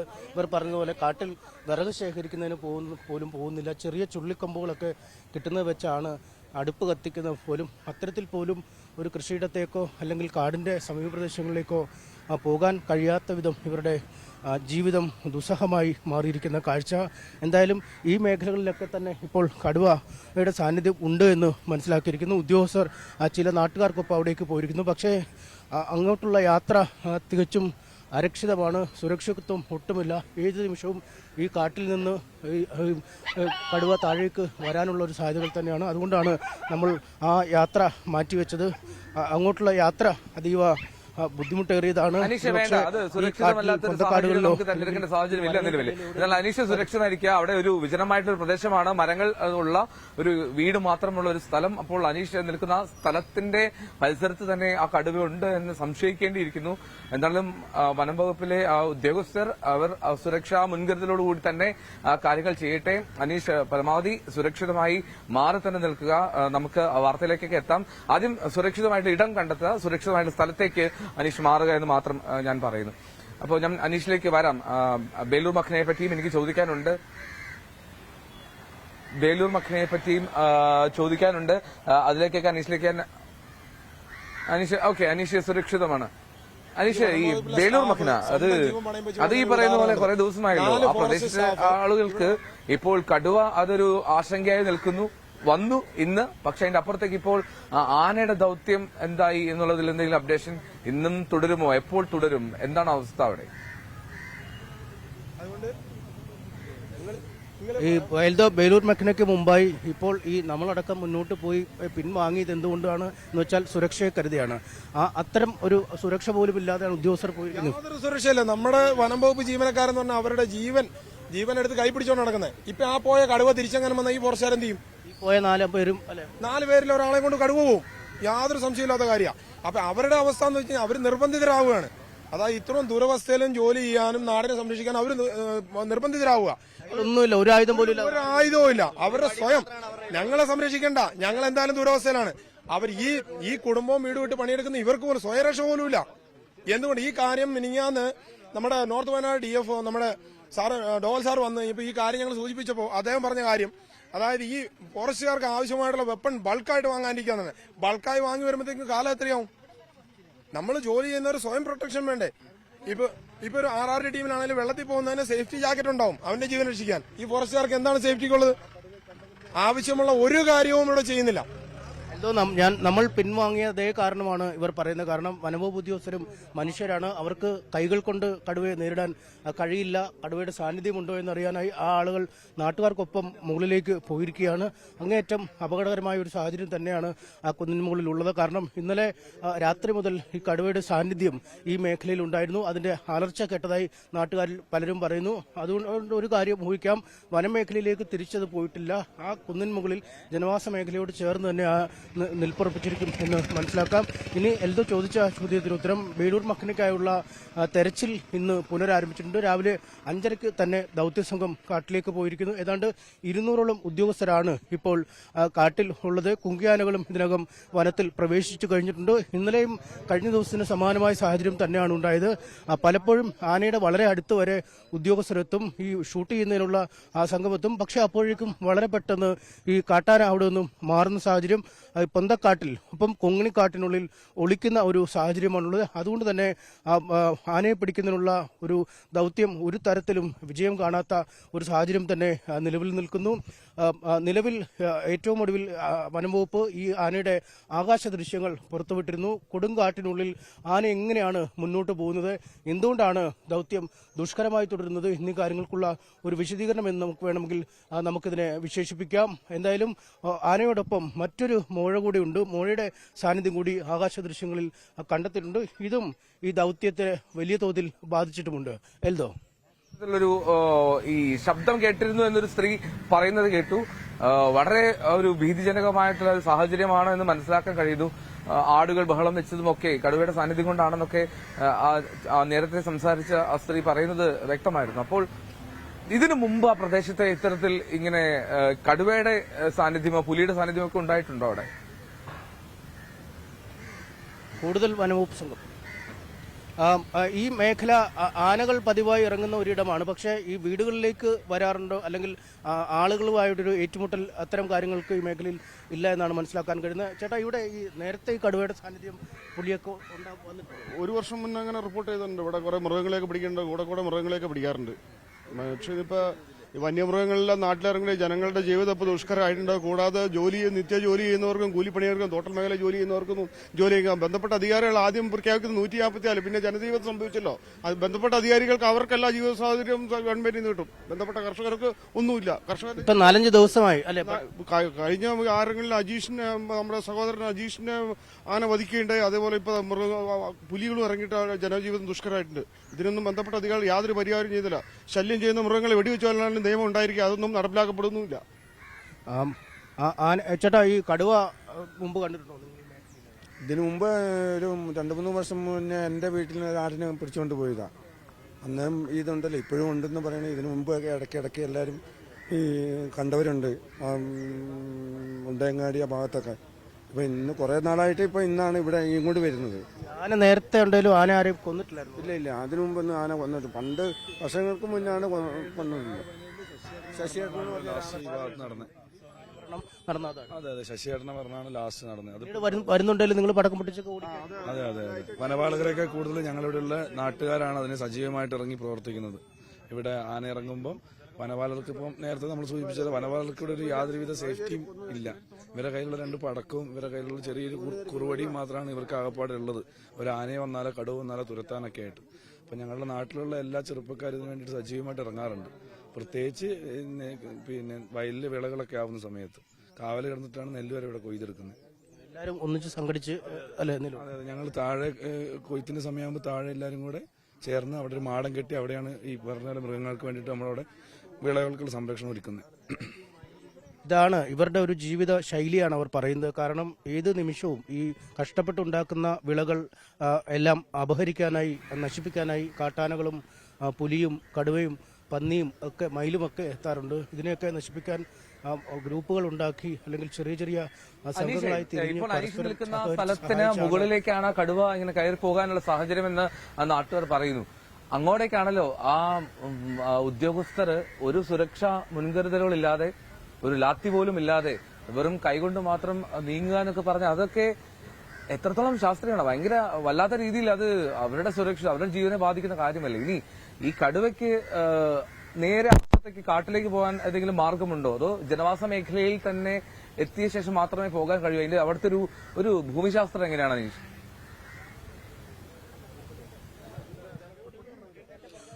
കഴിഞ്ഞ ദിവസം അജീഷിനെ കൊന്ന സ്ഥലത്ത് നിന്നും ഏതാനും മീറ്ററുകൾ മാത്രം മാറിയാണ് ഈ സ്ഥലം ഉള്ളത്. അതായത് അതേ പാതയിൽ തന്നെയാണ്, ഒരുപക്ഷെ ഈ ആന വന്ന പാതയിൽ തന്നെയാണ് ഈ കടുവയും വന്നിരിക്കാൻ സാധ്യത. ഇതിനപ്പുറം ജലാശയങ്ങളൊക്കെ ഉള്ള കുറുവാദ്വീപിന്റെ ഒരു ഭാഗമാണ്. അതിൽ ആദ്യ പ്രദേശം ഈ കർഷകരുടെ കൃഷിഭൂമിയാണ്. കൃഷിഭൂമിക്ക് അപ്പുറം ജലാശയം, പുഴയുണ്ട്, പുഴയ്ക്കപ്പുറം കാട്. ഒരുപക്ഷെ ആ കാട് കടന്ന് പുഴ നീന്തി ഈ കൃഷിയിടത്തേക്ക് വന്നിരിക്കാനാണ് സാധ്യത. അങ്ങനെ വന്ന ആനയാണ് കഴിഞ്ഞ ദിവസം അജീഷിനെ വധിച്ചത്. അതിനുശേഷം അത് ഇതേ മേഖലയിൽ ഈ പോകുന്ന വഴിയിലൂടെ തന്നെയാണ്. ഇതിന്റെ മുകളിൽ ഒരു കുന്നിൻ ചെരുവുണ്ട്, അല്ലെങ്കിൽ കുന്നുണ്ട്. ഈ 4 സ്ഥലത്തിന്റെയും കൃഷിയിടങ്ങൾക്കെയും മധ്യത്തിലായ ഒരു കുന്നുണ്ട്. ആ കുന്നിലാണ് ഒരു ദിവസം ഏതാണ്ട് പൂർണ്ണ സമയം ആന നിലയുറപ്പിച്ചത്. അതിനുശേഷം പിന്നീട് ആന വഴി ക്രോസ് ചെയ്ത് അപ്പുറത്തേക്ക് പോവുകയും മണ്ണുണ്ടി ഭാഗത്തേക്കും ഒക്കെ പോകും. ചേട്ടാ, അങ്ങനെ തന്നെയാണ് ഇവിടുത്തെ ഒരു ഭൂപ്രകൃതി. അതായത് താഴെ പുഴ, അതിനപ്പുറം കാട്, ഈ ഇടഭാഗത്ത് കൃഷി. ആന ഏതിലായിരുന്നു വന്നത്? ആന ഇതിന്റെ തൊട്ട് താഴെ കൂടെ ഇങ്ങനെ അങ്ങോട്ട് പോയത്. ഇപ്പൊ കടുവ വന്ന് ഇത് വഴി വന്ന് ഈ സ്ത്രീയുടെ പുറകെ ഓടി വന്നത്. അവരോട് ചോദിച്ചാൽ അവർ കറക്റ്റ് വിവരം പറഞ്ഞുതരും, സംസാരിച്ചു. ഇവിടുന്ന് പോയാൽ പിന്നെ കുന്നിൻ മുകളിലേക്കാണ്. ഈ ആനയും നേരെ പോയി കുന്നിൻ മുകളിലാണല്ലോ നിന്നല്ലേ? കുന്നിൻ മുകളിൽ നിന്ന് കുറച്ചും കൂടി താഴെ ഒരു 10-300 മീറ്റർ അകലെ, ഇവിടെ നമ്മൾ നിൽക്കുന്നതിന് 10-300 മീറ്റർ വരെ ഈ അജീനെ കൊന്ന ആ സ്ഥലം. എന്നിട്ട് ഈ കുന്നിൻ മുകളിൽ നിന്നാണ് പിന്നീട് ആന അപ്പുറത്തേക്ക് പോയത്. അതെ, ഇപ്പൊ മണ്ണുണ്ടി ഭാഗത്ത് എത്തി എന്ന് പറയുന്നത്. ഈ ഏതാണ്ട് ഈ കടുവയും ആ വഴിക്ക് തന്നെ പോയിക്കൊണ്ടിരിക്കുന്നത്. ആ വഴിക്ക് തന്നെ പോയിക്കൊണ്ടെങ്കിൽ ഇതിനു മുമ്പ് ഇതുവഴി വന്നിട്ടുള്ളതാ. ഇതിനു മുമ്പും കടുവ ഈ വഴി വന്നിട്ടുണ്ട്. ഇതേ വഴി കടുവ വന്നിട്ടുള്ളതാ. ഏതാണ്ട് അതേ വഴിയിലേക്ക് നമുക്ക് ആളുകളൊക്കെ ഒരു ഭയചകിതരായി തന്നെ നിൽക്കുന്ന ഒരു പേടിയുണ്ടോ? ഇപ്പം പേടിയുണ്ട്. എപ്പോ അറിഞ്ഞത്? കുറച്ചേരായി. കണ്ടോ? ഇല്ലേ? കണ്ടില്ല. ഇല്ല. പുറത്തൊക്കെ ഇറങ്ങാൻ തുടങ്ങിയിരുന്നു ഇറങ്ങിയില്ല, മേടിച്ചിട്ട് പള്ളി പോക്കൊന്നുമില്ല. രാവിലെ പോക്ക് നിർത്തി. ഞാൻ സ്ഥിരം പോയിക്കൊണ്ടിരുന്ന പോയിക്കൊടുക്കുക നിർത്തി. കടുവയും കൂടെ എത്തി. അതാണ് വിശ്വാസികൾ രാവിലെ സ്ഥിരമായി പള്ളിയിൽ പോകുന്ന ആളുകൾ പള്ളിയിൽ പോക്ക് പോലും അവസാനിപ്പിച്ച ഒരു തലത്തിലേക്ക് കാര്യങ്ങൾ നീങ്ങുകയാണ്. കാരണം ഏത് വഴിയിലും ഏത് സമയത്തും ഇങ്ങനൊരു സാന്നിധ്യം. നമ്മുടെ ഭാര്യയാണ്. പിന്നെ ഞങ്ങൾ റോഡിൽ കയറുമ്പോൾ ആളെ വിളിച്ചിട്ട് ആളെയും കാണുന്നില്ല. കടുവ എന്ന് പറഞ്ഞു എന്താന്ന് ഒരു ഇതൊന്നും വ്യത്യാസം കിട്ടിയില്ല. ആളെ പിടിച്ചു, ഭീകരമെന്ന് ഭയങ്കര പേടിച്ചു പോയി. അതെ, അതാണ് ഈ നമ്മൾക്ക് ഇപ്പോഴും എന്റെ മനസ്സിലിങ്ങനെ ആദ്യം ഒരു കാര്യം, ആ മുകളിലേക്ക് കയറിപ്പോയ അവരും കൂടെ പോയ നാട്ടുകാരും അവരുടെ ഒരു അവരെവിടെയാണ്? അവര് മടങ്ങിയെത്താനുള്ള സമയമായോ? അല്ലെങ്കിൽ അവരെ ബന്ധപ്പെടാനുള്ള ശ്രമമൊക്കെ നടക്കുന്നില്ല? അല്ലോ അത് തിരികെ വന്നോ? എന്താണ് അവസ്ഥ? ഇവിടുന്ന് കുന്നിൻമുകളിലേക്ക് എത്ര ദൂരമുണ്ട്? എൽദോ അങ്ങേയറ്റം ആശങ്കാജനകമാണ് അവർ പോയത്. കാരണം ആ ഉദ്യോഗസ്ഥരും ഏതാനും നാട്ടുകാരുമാണ് നമ്മളെ ആ വഴി കാണിച്ച, അല്ലെങ്കിൽ ആ കടുവയെ കണ്ട ആ ചേട്ടനാണ് അവരുടെ ഒപ്പം പോയിരിക്കുന്നത്. ഇവിടുന്ന് ഏതാണ്ട് 100-300 മീറ്റർ അല്ലേ മുകളിലേക്കാണ് ആ കുന്നിൻമുകളുള്ളത്. പക്ഷേ ആ കുന്നിൻമുകൾ ഉണ്ടെന്ന് പറയുമ്പോഴും ആ കുന്നിൽ തന്നെയാണോ കടുവയുള്ളത്, അല്ലെങ്കിൽ മറ്റേതും വീടിനോട് ചേർന്ന് കിടക്കുകയാണോ, അല്ലെങ്കിൽ കുറ്റിക്കാട്ടിൽ ഒളിച്ചു നിൽക്കുകയാണോ, മരത്തിൽ ഇരിക്കുകയാണോ എന്നടക്കമുള്ള ഒരു ആശങ്കയുണ്ട്. നമുക്ക് അതുവരോട് തന്നെ എത്ര ദൂരമുണ്ട് മുകളിലേക്ക് 100 മീറ്റർ ആണുള്ളത്. അത് കഴിഞ്ഞ് ഒരു 200 മീറ്ററോട് കഴിഞ്ഞിട്ടുണ്ടെങ്കിൽ ഫോറസ്റ്റിലേക്ക് കടുവ പോകാനുള്ള നല്ല രീതിയിലുള്ള ചാൻസ് ഉണ്ട്. അതായത് മറ്റേ ആന ആ വഴി തന്നെയാണ് പോയത്. ആന ആ വഴി പോയിട്ടാണ് മണ്ണുണ്ടി പ്രദേശത്തേക്ക് പോയതും അവിടെ നിലയുറപ്പിച്ചിരിക്കുന്നത്. പക്ഷെ 5 ദിവസമായ ഒരു ഭീകരമായുള്ള സംഭവം കഴിഞ്ഞിട്ട് 5ാമത്തെ ദിവസമാണിത്. ആ സംഭവം കഴിഞ്ഞിട്ടും യാതൊരു വിധത്തിലുള്ള ഒരു നടപടി ഉണ്ടായിട്ടില്ല എന്നാണ് നമ്മൾ വളരെ ദുഃഖിപ്പിക്കുന്നത്. മനുഷ്യന്റെ ജീവനും സ്വത്തിനും ഒരു സുരക്ഷയില്ല ഇപ്പോൾ ഈ നാട്ടില്. യാതൊരു വിധത്തിലുള്ള സുരക്ഷയില്ല. ഒരാൾക്ക് പുറത്തിറങ്ങാൻ പറ്റില്ല. രാവിലെ ഇവിടെ മിക്കവാറും ആൾക്കാർ പശു കർഷകരാണ്. രാവിലെ പാലളക്കാൻ പോകുന്നവരുണ്ട്, ടാപ്പിങ്ങിന് പോകുന്ന ആൾക്കാരുണ്ട്, രാവിലെ കൂലിപ്പണിക്ക് പോകുന്ന ആൾക്കാരുണ്ട്. ഇവരുടെയൊക്കെ ജീവൻ എന്ത് സുരക്ഷയാണുള്ളത്? ജോലിക്ക് പോകുന്നില്ല, ആരും പോകുന്നില്ല. പേടിയാണ് ആൾക്കാർക്ക്.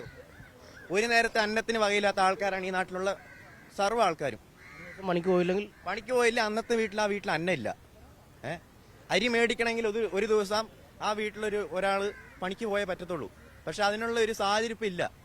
മുകളിലോട്ട് പോയ ആളുകളുടെ മുകളിലോട്ട് പോയത് കഴിഞ്ഞ ദിവസം നോർത്ത് വയനാട് DFO ഈ മരിച്ച അജീഷേട്ടന്റെ വീട്ടിൽ ഒരു യോഗം സംസാരിക്കാനായിട്ട് വന്നു കഴിഞ്ഞപ്പം ഞങ്ങൾ ഡീറ്റെയിൽ ആയിട്ട് ചോദിച്ചതാണ്, ഈ വനപാലകർക്ക് എന്ത് സുരക്ഷയാണ് നിങ്ങൾ നൽകുന്നത്? ഒരു വടി അല്ലെങ്കിൽ ഒരു പടക്കയാണ് അവരുടെ കൈ കൊടുത്തുവിടുന്നത്. ആനേന്റെ പുറകെ പോകുമ്പോഴും മറ്റ് വന്യമൃഗങ്ങൾ വന്നാൽ ഇപ്പൊ നമ്മൾ ഡയറക്റ്റ് കണ്ടാണല്ലോ, അതാണ് അവരുടെ അവസ്ഥ. അപ്പൊ DFO ആ കാര്യം പറയുമ്പോൾ പുള്ളിക്ക് പറയാൻ വാക്കുകളില്ല.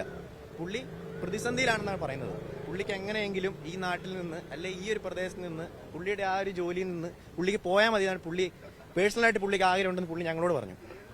എന്നും ആളുകൾ ഇങ്ങനെ ആൾക്കാർ വിളിച്ചുകൊണ്ടിരിക്കുകയാണ്. മുകളിൽ നിന്ന് പുള്ളിക്ക് നല്ല പ്രഷറുണ്ട്. പുള്ളിക്ക് എന്തെങ്കിലും ഇനീഷ്യേറ്റീവ് എടുത്ത് ചെയ്യണമെന്നുണ്ട് ആഗ്രഹം ഉണ്ടെങ്കിൽ തന്നെ ചെയ്യാൻ മുകളിലുള്ള ആൾക്കാർ സമ്മതിക്കുന്നില്ല. അതുപോലെ തന്നെ വനം മന്ത്രി ഈ ഒരു സംഭവം കഴിഞ്ഞിട്ട് 3-4 ദിവസമായി.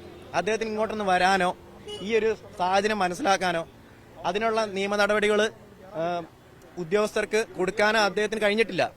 എന്തുകൊണ്ടാണ്? തെരഞ്ഞെടുപ്പിന്റെ സമയത്ത് മാത്രം വോട്ട് ചോദിക്കാനായിട്ട് എല്ലാരും ഇങ്ങോട്ട് വരും. എന്തിനു വരുന്നു? കുങ്കിയാനകളെ കൊണ്ടുവന്ന് കാട് മുഴുവൻ തപ്പിച്ച് പരിപാടി നടന്നത് കഴിഞ്ഞ വർഷമാണുള്ളത്.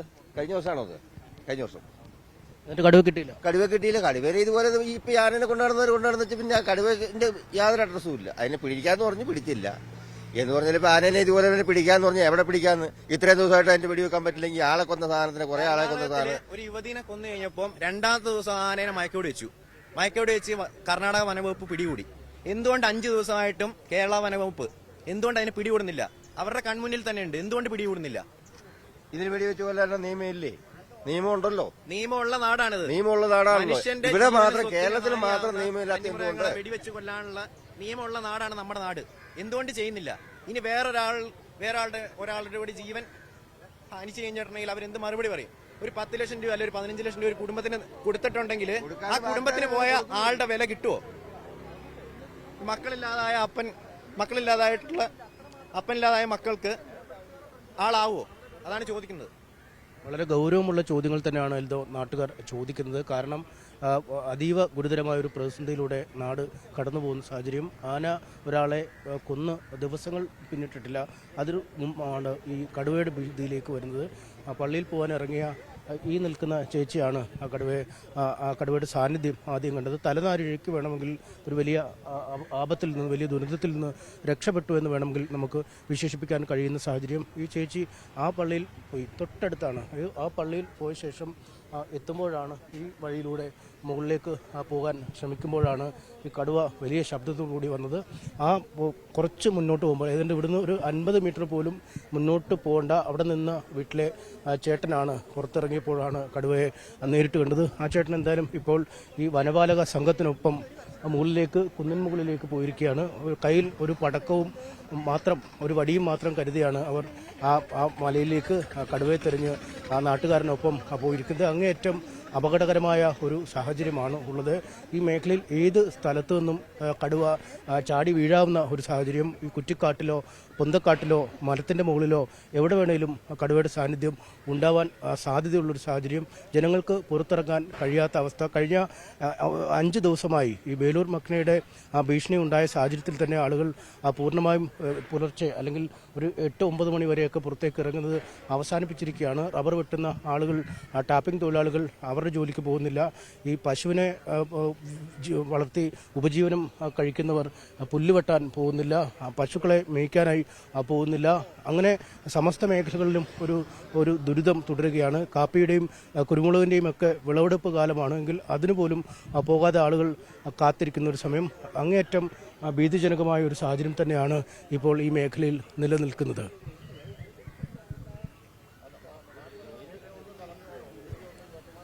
ശരി, അനീഷ് ആണ് വിവരങ്ങൾ നൽകിക്കൊണ്ടിരുന്നത്. എന്നാലും ആ മേഖലയിലെ ആ ഭീതി അത് എത്രയും പെട്ടെന്ന് ഇല്ലാതാക്കാൻ കഴിയട്ടെ. കടുവയെ, ബേലൂർ മക്കന എന്ന് പറഞ്ഞ കാട്ടാനയെ പിടികൂടാൻ കഴിഞ്ഞിട്ടില്ല. പക്ഷെ അപ്പോൾ പോലും ഈ കടുവയുടെ സാന്നിധ്യം കൂടി അവിടെ ആശങ്ക ഇരട്ടിയാക്കും എന്നുള്ള കാര്യത്തിൽ യാതൊരു സംശയമില്ല. അവിടെ നിന്നുള്ള കാഴ്ചകൾ, വിശേഷങ്ങളൊക്കെയാണ് അനീഷ് പങ്കുവച്ചുകൊണ്ടിരുന്നത്. വയനാട്ടുകാർക്ക് അത് ആശങ്കയുടെ ദിനങ്ങൾ തന്നെയാകുന്നു. തുടർന്നുകൊണ്ടേയിരിക്കുകയാണ് അവിടുത്തെ ആശങ്കയുടെ സംഭവവികാസങ്ങൾ എന്നുള്ളതാണ്. വന്യജീവികൾ തുടർച്ചയായി എത്തുന്നത് വലിയ തോതിൽ ജനങ്ങളെ ഭയപ്പെടുത്തുന്നു നിസ്സംശയം. വയനാട്ടിൽ അവിടെ കടുവയുടെ സാന്നിധ്യം ഉണ്ട് എന്നുള്ളതാണ് ശ്രദ്ധേയമായിട്ടുള്ള കാര്യം. തൊട്ടു മുമ്പ് കഴിഞ്ഞ ദിവസങ്ങളിൽ മരണം സംഭവിച്ച അജിയുടെ വീടിന് സമീപത്താണ് ഈ കടുവയെ കണ്ടെത്തിയത്. ഏതാണ്ട് 500 മീറ്റർ മാത്രം ദൂരമുള്ളൂ എന്ന് അനീഷ് വ്യക്തമാക്കുന്നു വയനാട്ടിൽ നിന്ന്. അനീഷ്, ഇത്തരത്തിൽ ആ പ്രദേശത്തെ ജനങ്ങളുടെ ആശങ്ക, അത് വലിയ പ്രതിഷേധങ്ങളൊക്കെ കഴിഞ്ഞ ദിവസം വയനാട്ടിൽ ഉണ്ടായിരുന്നു. എന്നിട്ടും ഈ ആശങ്കയുടെ അത് തുടർന്നുകൊണ്ടേയിരിക്കുകയാണ്. ഓരോ ദിവസവും പുതിയ സംഭവങ്ങൾ ഉണ്ടാകുന്ന സാഹചര്യം. ഇതിനൊരു പരിഹാരം, അതിലേക്ക് എത്താൻ എന്ത് ചെയ്യാൻ കഴിയും? ജനങ്ങൾ എന്താണ് പറയുന്നത്?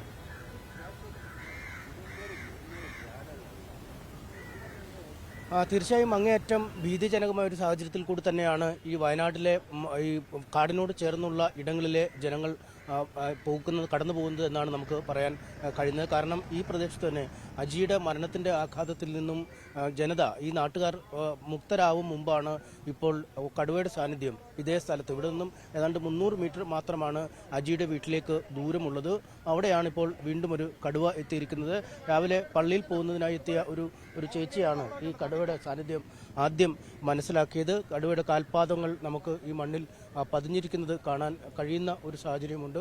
ആ കടുവ ഈ വഴിയിൽ കൂടി ആ ചേച്ചിയുടെ അടുത്തുകൂടിയാണ് മുന്നോട്ട് പോയത്. അപ്പോഴാണ് സമീപത്ത് തന്നെയുള്ള ഒരാൾ, ഈ അടുത്ത വീട്ടിലെ ചേട്ടൻ, ഈ കടുവയെ നേരിട്ട് കാണുകയും ചെയ്തിരിക്കുന്നത്. ഈ വഴിയിൽ കൂടെയാണ് ആ കടുവ മുന്നോട്ട് പോയിരിക്കുന്നത്. തെരച്ചിലിൽ കടുവയെ കണ്ടെത്താൻ കഴിഞ്ഞിട്ടില്ല എന്നാണ് മനസ്സിലാക്കാൻ കഴിയുന്നത്. ഒരു പക്ഷേ ആ കുന്ന് കയറി കടുവ പോയിരിക്കാം. ബേലൂർ മക്ന ആദ്യ ദിവസം അജീഷിനെ വധിച്ച ശേഷം നേരെ മുന്നോട്ട് പോയത് ആ കുന്നിലേക്കായിരുന്നു. ആ കുന്നിൽ മണിക്കൂറുകളോളം നിലയുറപ്പിച്ച ശേഷം കുന്നിന് അപ്പുറത്ത് വനപ്രദേശമുണ്ട്. ആ വനപ്രദേശത്തിൽ കടന്ന് മണ്ണുണ്ടി ഭാഗത്തേക്ക് പോവുകയായിരുന്നു. എന്തായാലും മണ്ണുണ്ടി ഭാഗത്ത് പോയ ആന മണ്ണുണ്ടി ഈ ഇരുമ്പുപാലം മേഖലയിൽ കഴിഞ്ഞ ഏതാനും ദിവസങ്ങളായി തന്നെ തുടരുന്ന സാഹചര്യം. വനംവകുപ്പ് രാവിലെ മുതൽ പുലർച്ചെ മുതൽ ദൗത്യം നടത്തുന്നുവെങ്കിലും ആനയെ കണ്ടെത്താൻ കഴിയാത്ത അല്ലെങ്കിൽ ആനയെ മയക്കുവെടി വെച്ച് പിടികൂടാൻ കഴിയാത്തൊരു സാഹചര്യം. അത്തരമൊരു സാഹചര്യത്തിലാണ് വീണ്ടും ഒരു ആനശല്യത്തിന് പുറമെ ഒരു കടുവാ ശല്യത്തിലേക്ക് നാട്ടുകാർ നീങ്ങുന്നത്.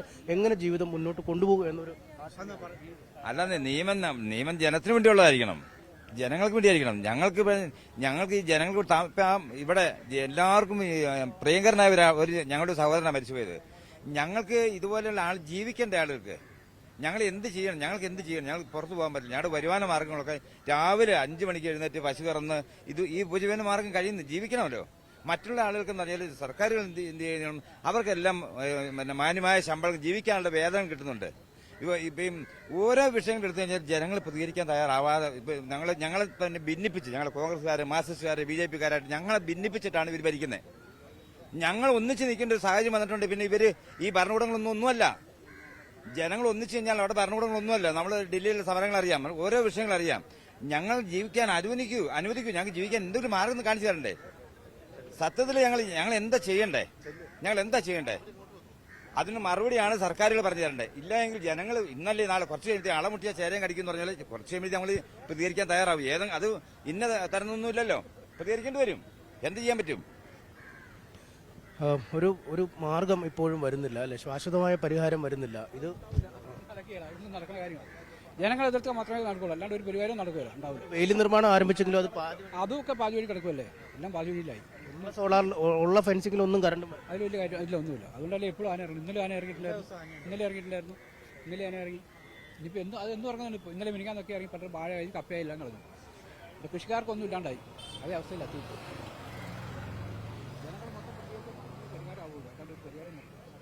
മരണത്തിന്റെ ആഘാതം മാറിയിട്ടില്ല. അതിന്റെ പുറകെയാണ് ഈ കടുവ. തരനാഴിക രക്ഷപ്പെട്ടാണ്. അതിപ്പോ ഇന്ന് എന്താന്ന് നോക്കാം, നിങ്ങൾ അറിഞ്ഞില്ലേ, ഇതാണ് അവസ്ഥ. നമ്മുടെയൊക്കെ ജീവനൊക്കെ ഇനി എത്ര നാളുണ്ടാവും തന്നെ അറിയില്ല. ഈ രീതിയിലാണെങ്കിൽ അവസ്ഥയിലേക്കാണ് പോയിക്കൊണ്ടിരിക്കുന്നത്.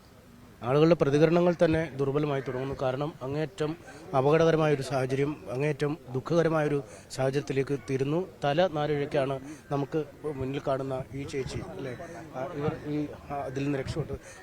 തലനാരിഴയ്ക്ക് അതെ തലനാരിഴയ്ക്ക് തന്നെയാണ്. ഒരു സെക്കൻഡ് നിമിഷം കൊണ്ട് ഞാൻ അങ്ങോട്ടൊന്ന് ചെരിഞ്ഞില്ലെങ്കിൽ എന്നെ പിടിച്ചാനെ ഉറപ്പാ. ഞെട്ടലിപ്പോഴും മാറിയിട്ടില്ല. ഞാൻ വിറച്ച് വീണു പോയായിരുന്നു അവിടെ. എന്നിട്ട് അടുത്ത വീട്ടിലെ ചേട്ടനെ വന്ന് എന്നെ പിടിച്ചോണ്ട് പോയത്.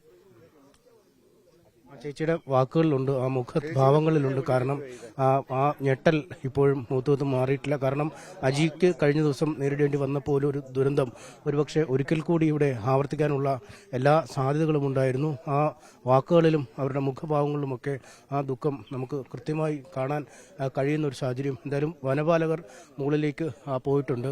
ഈ കടുവയെ തെരഞ്ഞുള്ള യാത്ര കയ്യിൽ പടക്കവും ഒരു വടിയുമായാണ് അവർ പോയിരിക്കുന്നത്.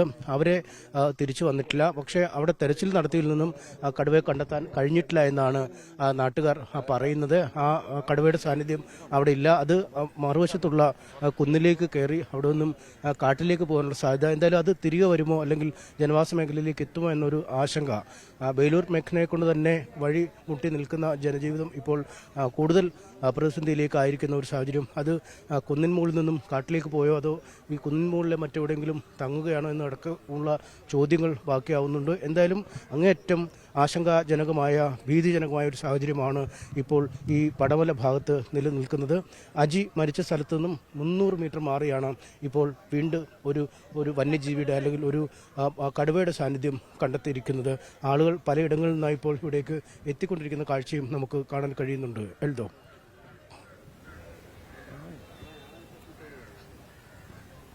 അനീഷ്, ഈ ആശങ്ക അത് നിലനിൽക്കുന്നു എന്ന് മനസ്സിലാക്കാൻ കഴിയുന്നു. പക്ഷേ അതിന് ഈ പറഞ്ഞ പരിഹാരമാണല്ലോ പ്രധാനം.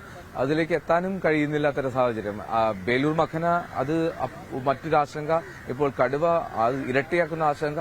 അങ്ങനെ ആ ജനങ്ങളുടെ ഒരു മാനസികാവസ്ഥ വല്ലാത്തതാണ്. ഇനി ആ പ്രദേശത്ത് എങ്ങനെയാ ഒരുപാട് ഇങ്ങനെ കുറ്റിക്കാടുകൾ അത്തരത്തിൽ ഈ കടുവയ്ക്ക് പതുങ്ങിയിരിക്കാനുള്ള സാഹചര്യമുള്ളൊരിടമാണോ അതോ അത്യാവശ്യം ക്ലാരിറ്റിയോടുകൂടി വിഷനുള്ള കാഴ്ചയുള്ള ഒരു പ്രദേശങ്ങളാണോ ഈ വീടുകളുള്ള സ്ഥലങ്ങൾ അല്ലെങ്കിൽ ഈ കുന്നിൻ മുകളിലേക്കുള്ള വഴിയെല്ലാം?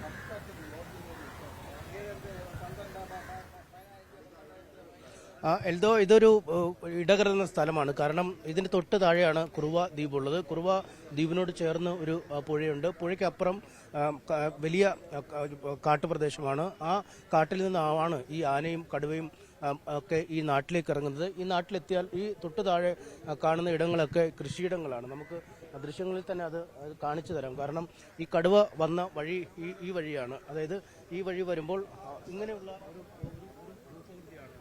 കപ്പ കാണാം, ഒപ്പം അതിന് താഴെ കാപ്പി കാണാം, മാവ് കാണാം, ഈ കവുങ്ങുകൾ കാണാം. ഇത്തരത്തിൽ ഒരു ചെറിയ വനത്തിന്റെ പ്രത്യേകത അല്ലെങ്കിൽ വനം പോലെ തോന്നിക്കുന്ന കൃഷിയിടങ്ങളാണ്. ഈ കൃഷിയിടങ്ങൾക്ക് അപ്പുറമാണ് കാട് തുടങ്ങുന്നത്. കാട് അതിരുത്തിരിക്കുന്ന ട്രെഞ്ചുണ്ട്.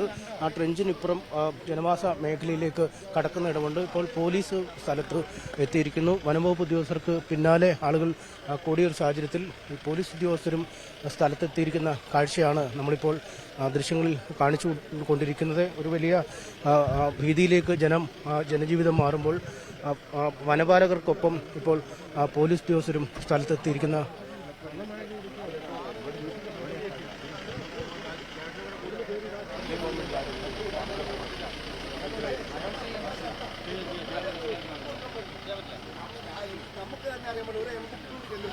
ഇത്രയും വർക്ക് ചെയ്ത് പൂർത്തിയായി പറഞ്ഞിട്ട് നമ്മൾ കൊടുത്തു കഴിയുമ്പോൾ അവർ പറഞ്ഞ 20% അങ്ങ് കൊടുക്കുന്നത്.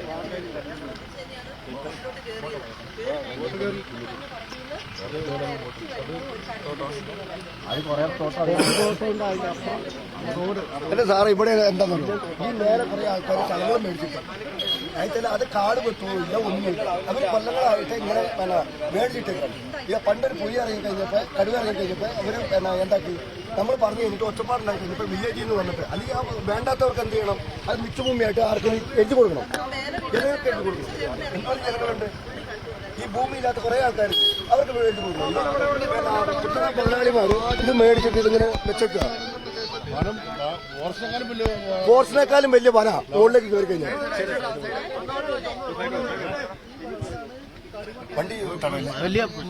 മുകളിലേക്ക് വന സാറേ.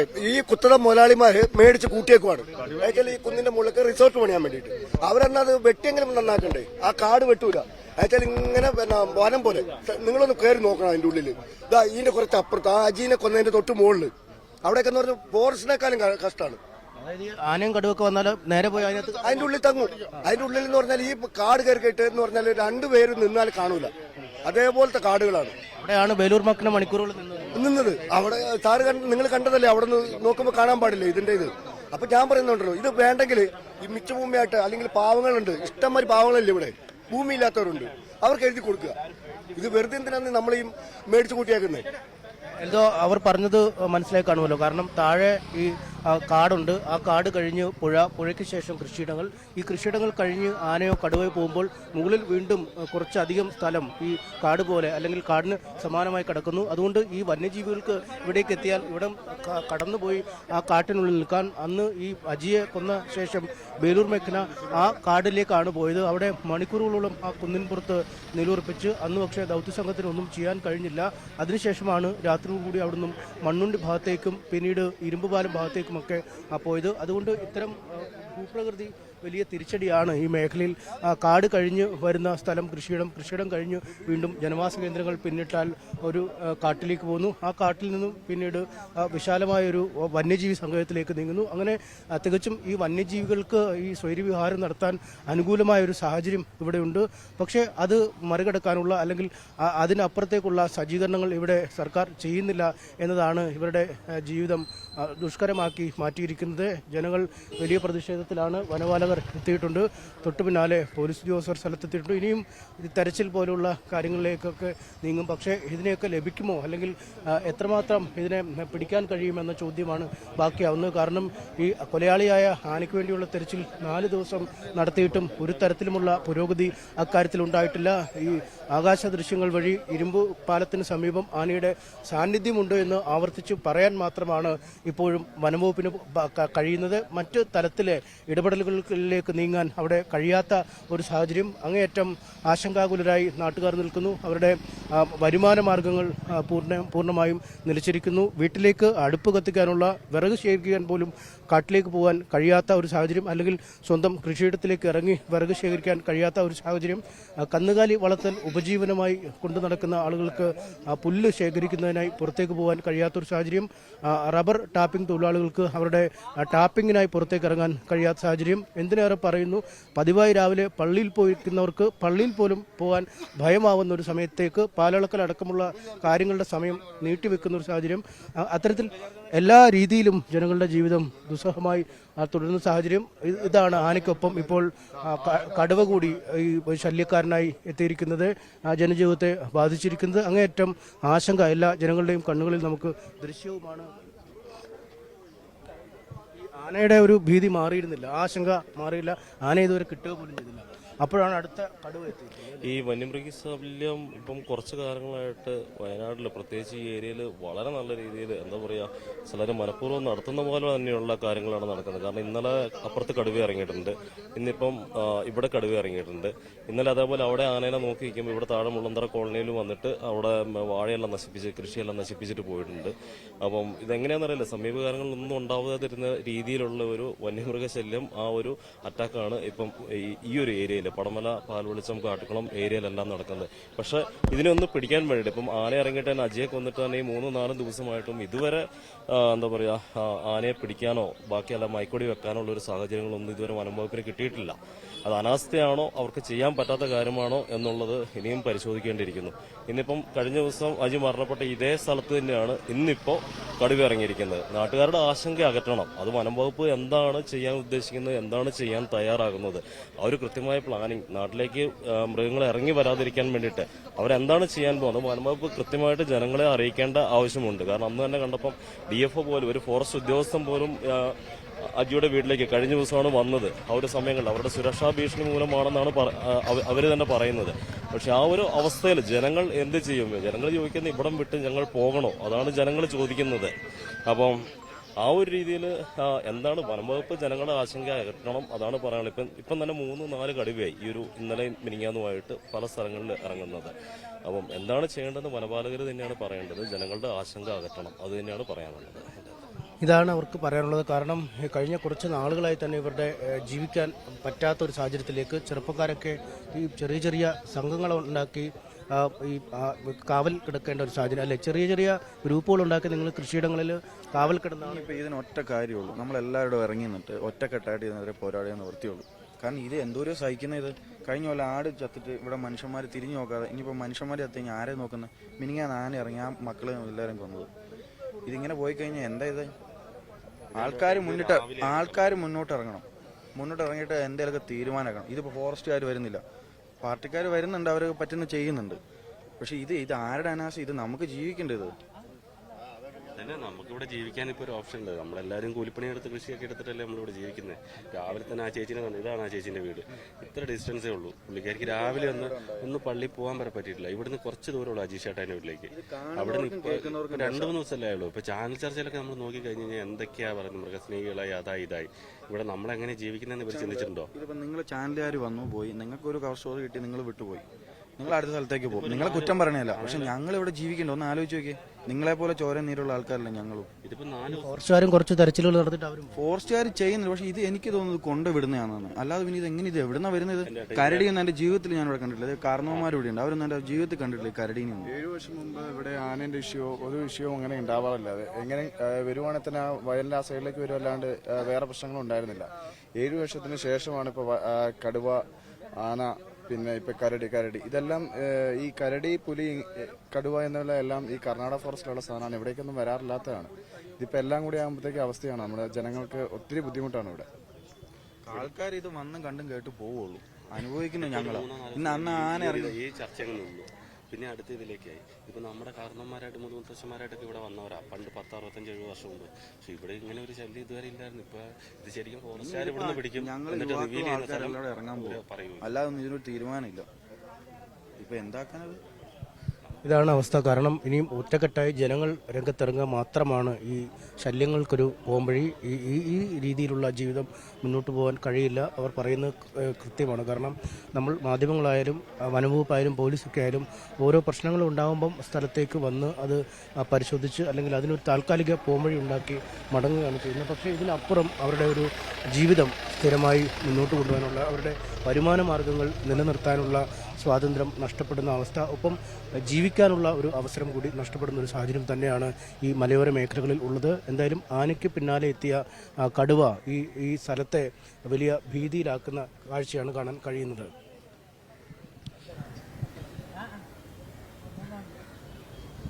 അനീഷ്, ഈ ജനങ്ങളുടെ കാര്യം അത് വലിയ ആശങ്കയാണല്ലോ. അത് ഈ പറയുന്നത് പോലെ അവർക്ക് അത് പരിഹരിക്കാൻ കഴിയാത്ത രീതിയിൽ വനംവകുപ്പിനും ഒന്നും ചെയ്യാൻ കഴിയുന്നില്ല. ഇപ്പോൾ വനംവകുപ്പ് ഉദ്യോഗസ്ഥർ വെറും കൈയോടെ അവിടേക്ക് പോകുന്ന സാഹചര്യം. ആ പ്രദേശത്തെ ജനങ്ങൾ നമുക്കറിയാം കൂടുതലും കൃഷിയെ ആശ്രയിക്കുന്നവരാണ്. അല്ലെങ്കിൽ അനീഷ് സൂചിപ്പിച്ച പോലെ ഈ വിറക് ശേഖരിക്കാനും മറ്റ് കാര്യങ്ങൾക്കൊക്കെയായി ഈ കുന്നിന് മുകളിലേക്കും വനമേഖലയിലുമൊക്കെ കയറി ചെല്ലുന്ന ജനങ്ങളാണ്.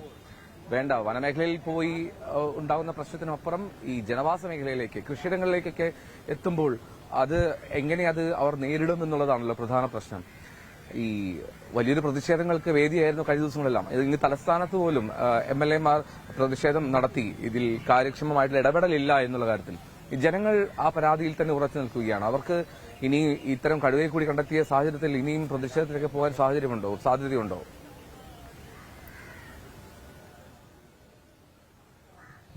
എന്തോ നമുക്കിപ്പം ഈ രണ്ട് അമ്മമാരുണ്ട്. അവർ കുറേ ദിവസങ്ങൾ കൂടിയായിരിക്കും പള്ളിയിൽ പോയതല്ലേ?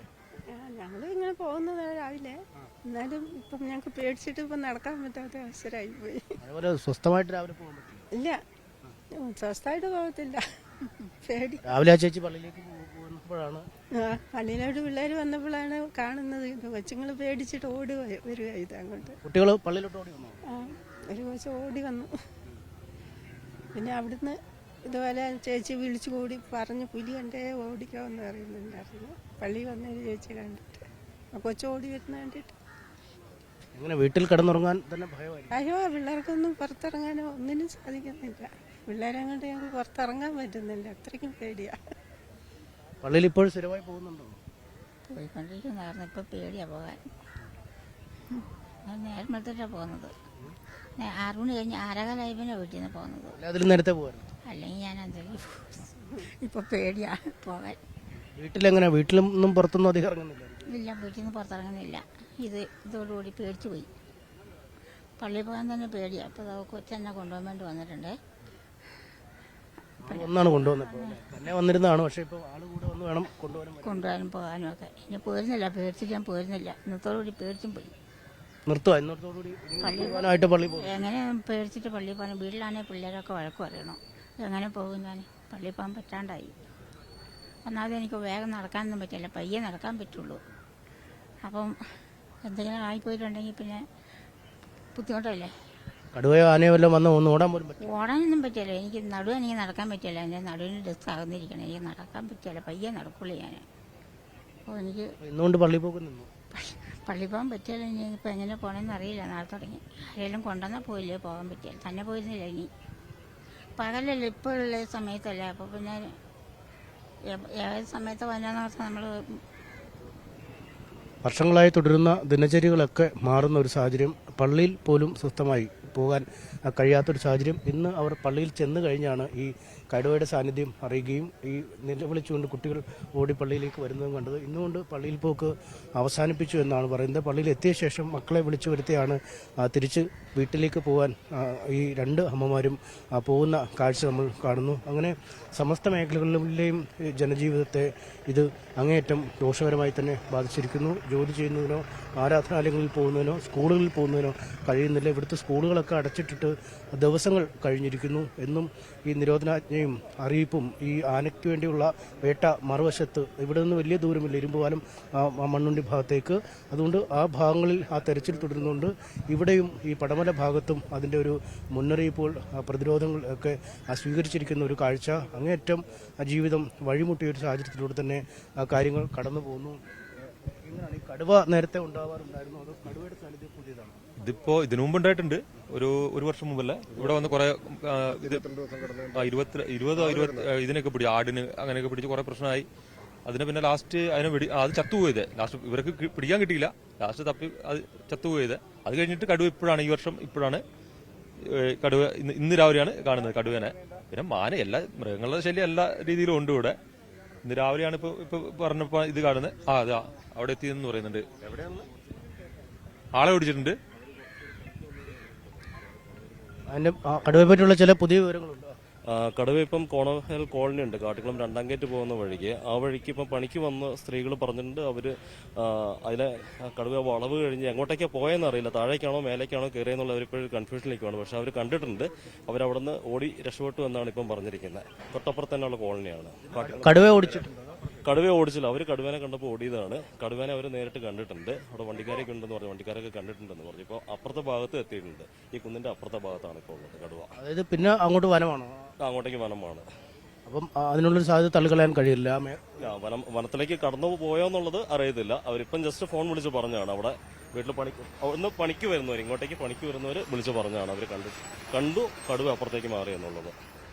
ഏറ്റവും ഒടുവിലൊരു അപ്ഡേഷൻ കടുവയെ പറ്റി അതാണ്. ഈ മേഖല കഴിഞ്ഞ് ഈ കുന്നിന്റെ അപ്പുറം ഉള്ള സ്ഥലമുണ്ട്, ഒരു കോളനി. ആ കോളനിയുടെ പേരെന്താ?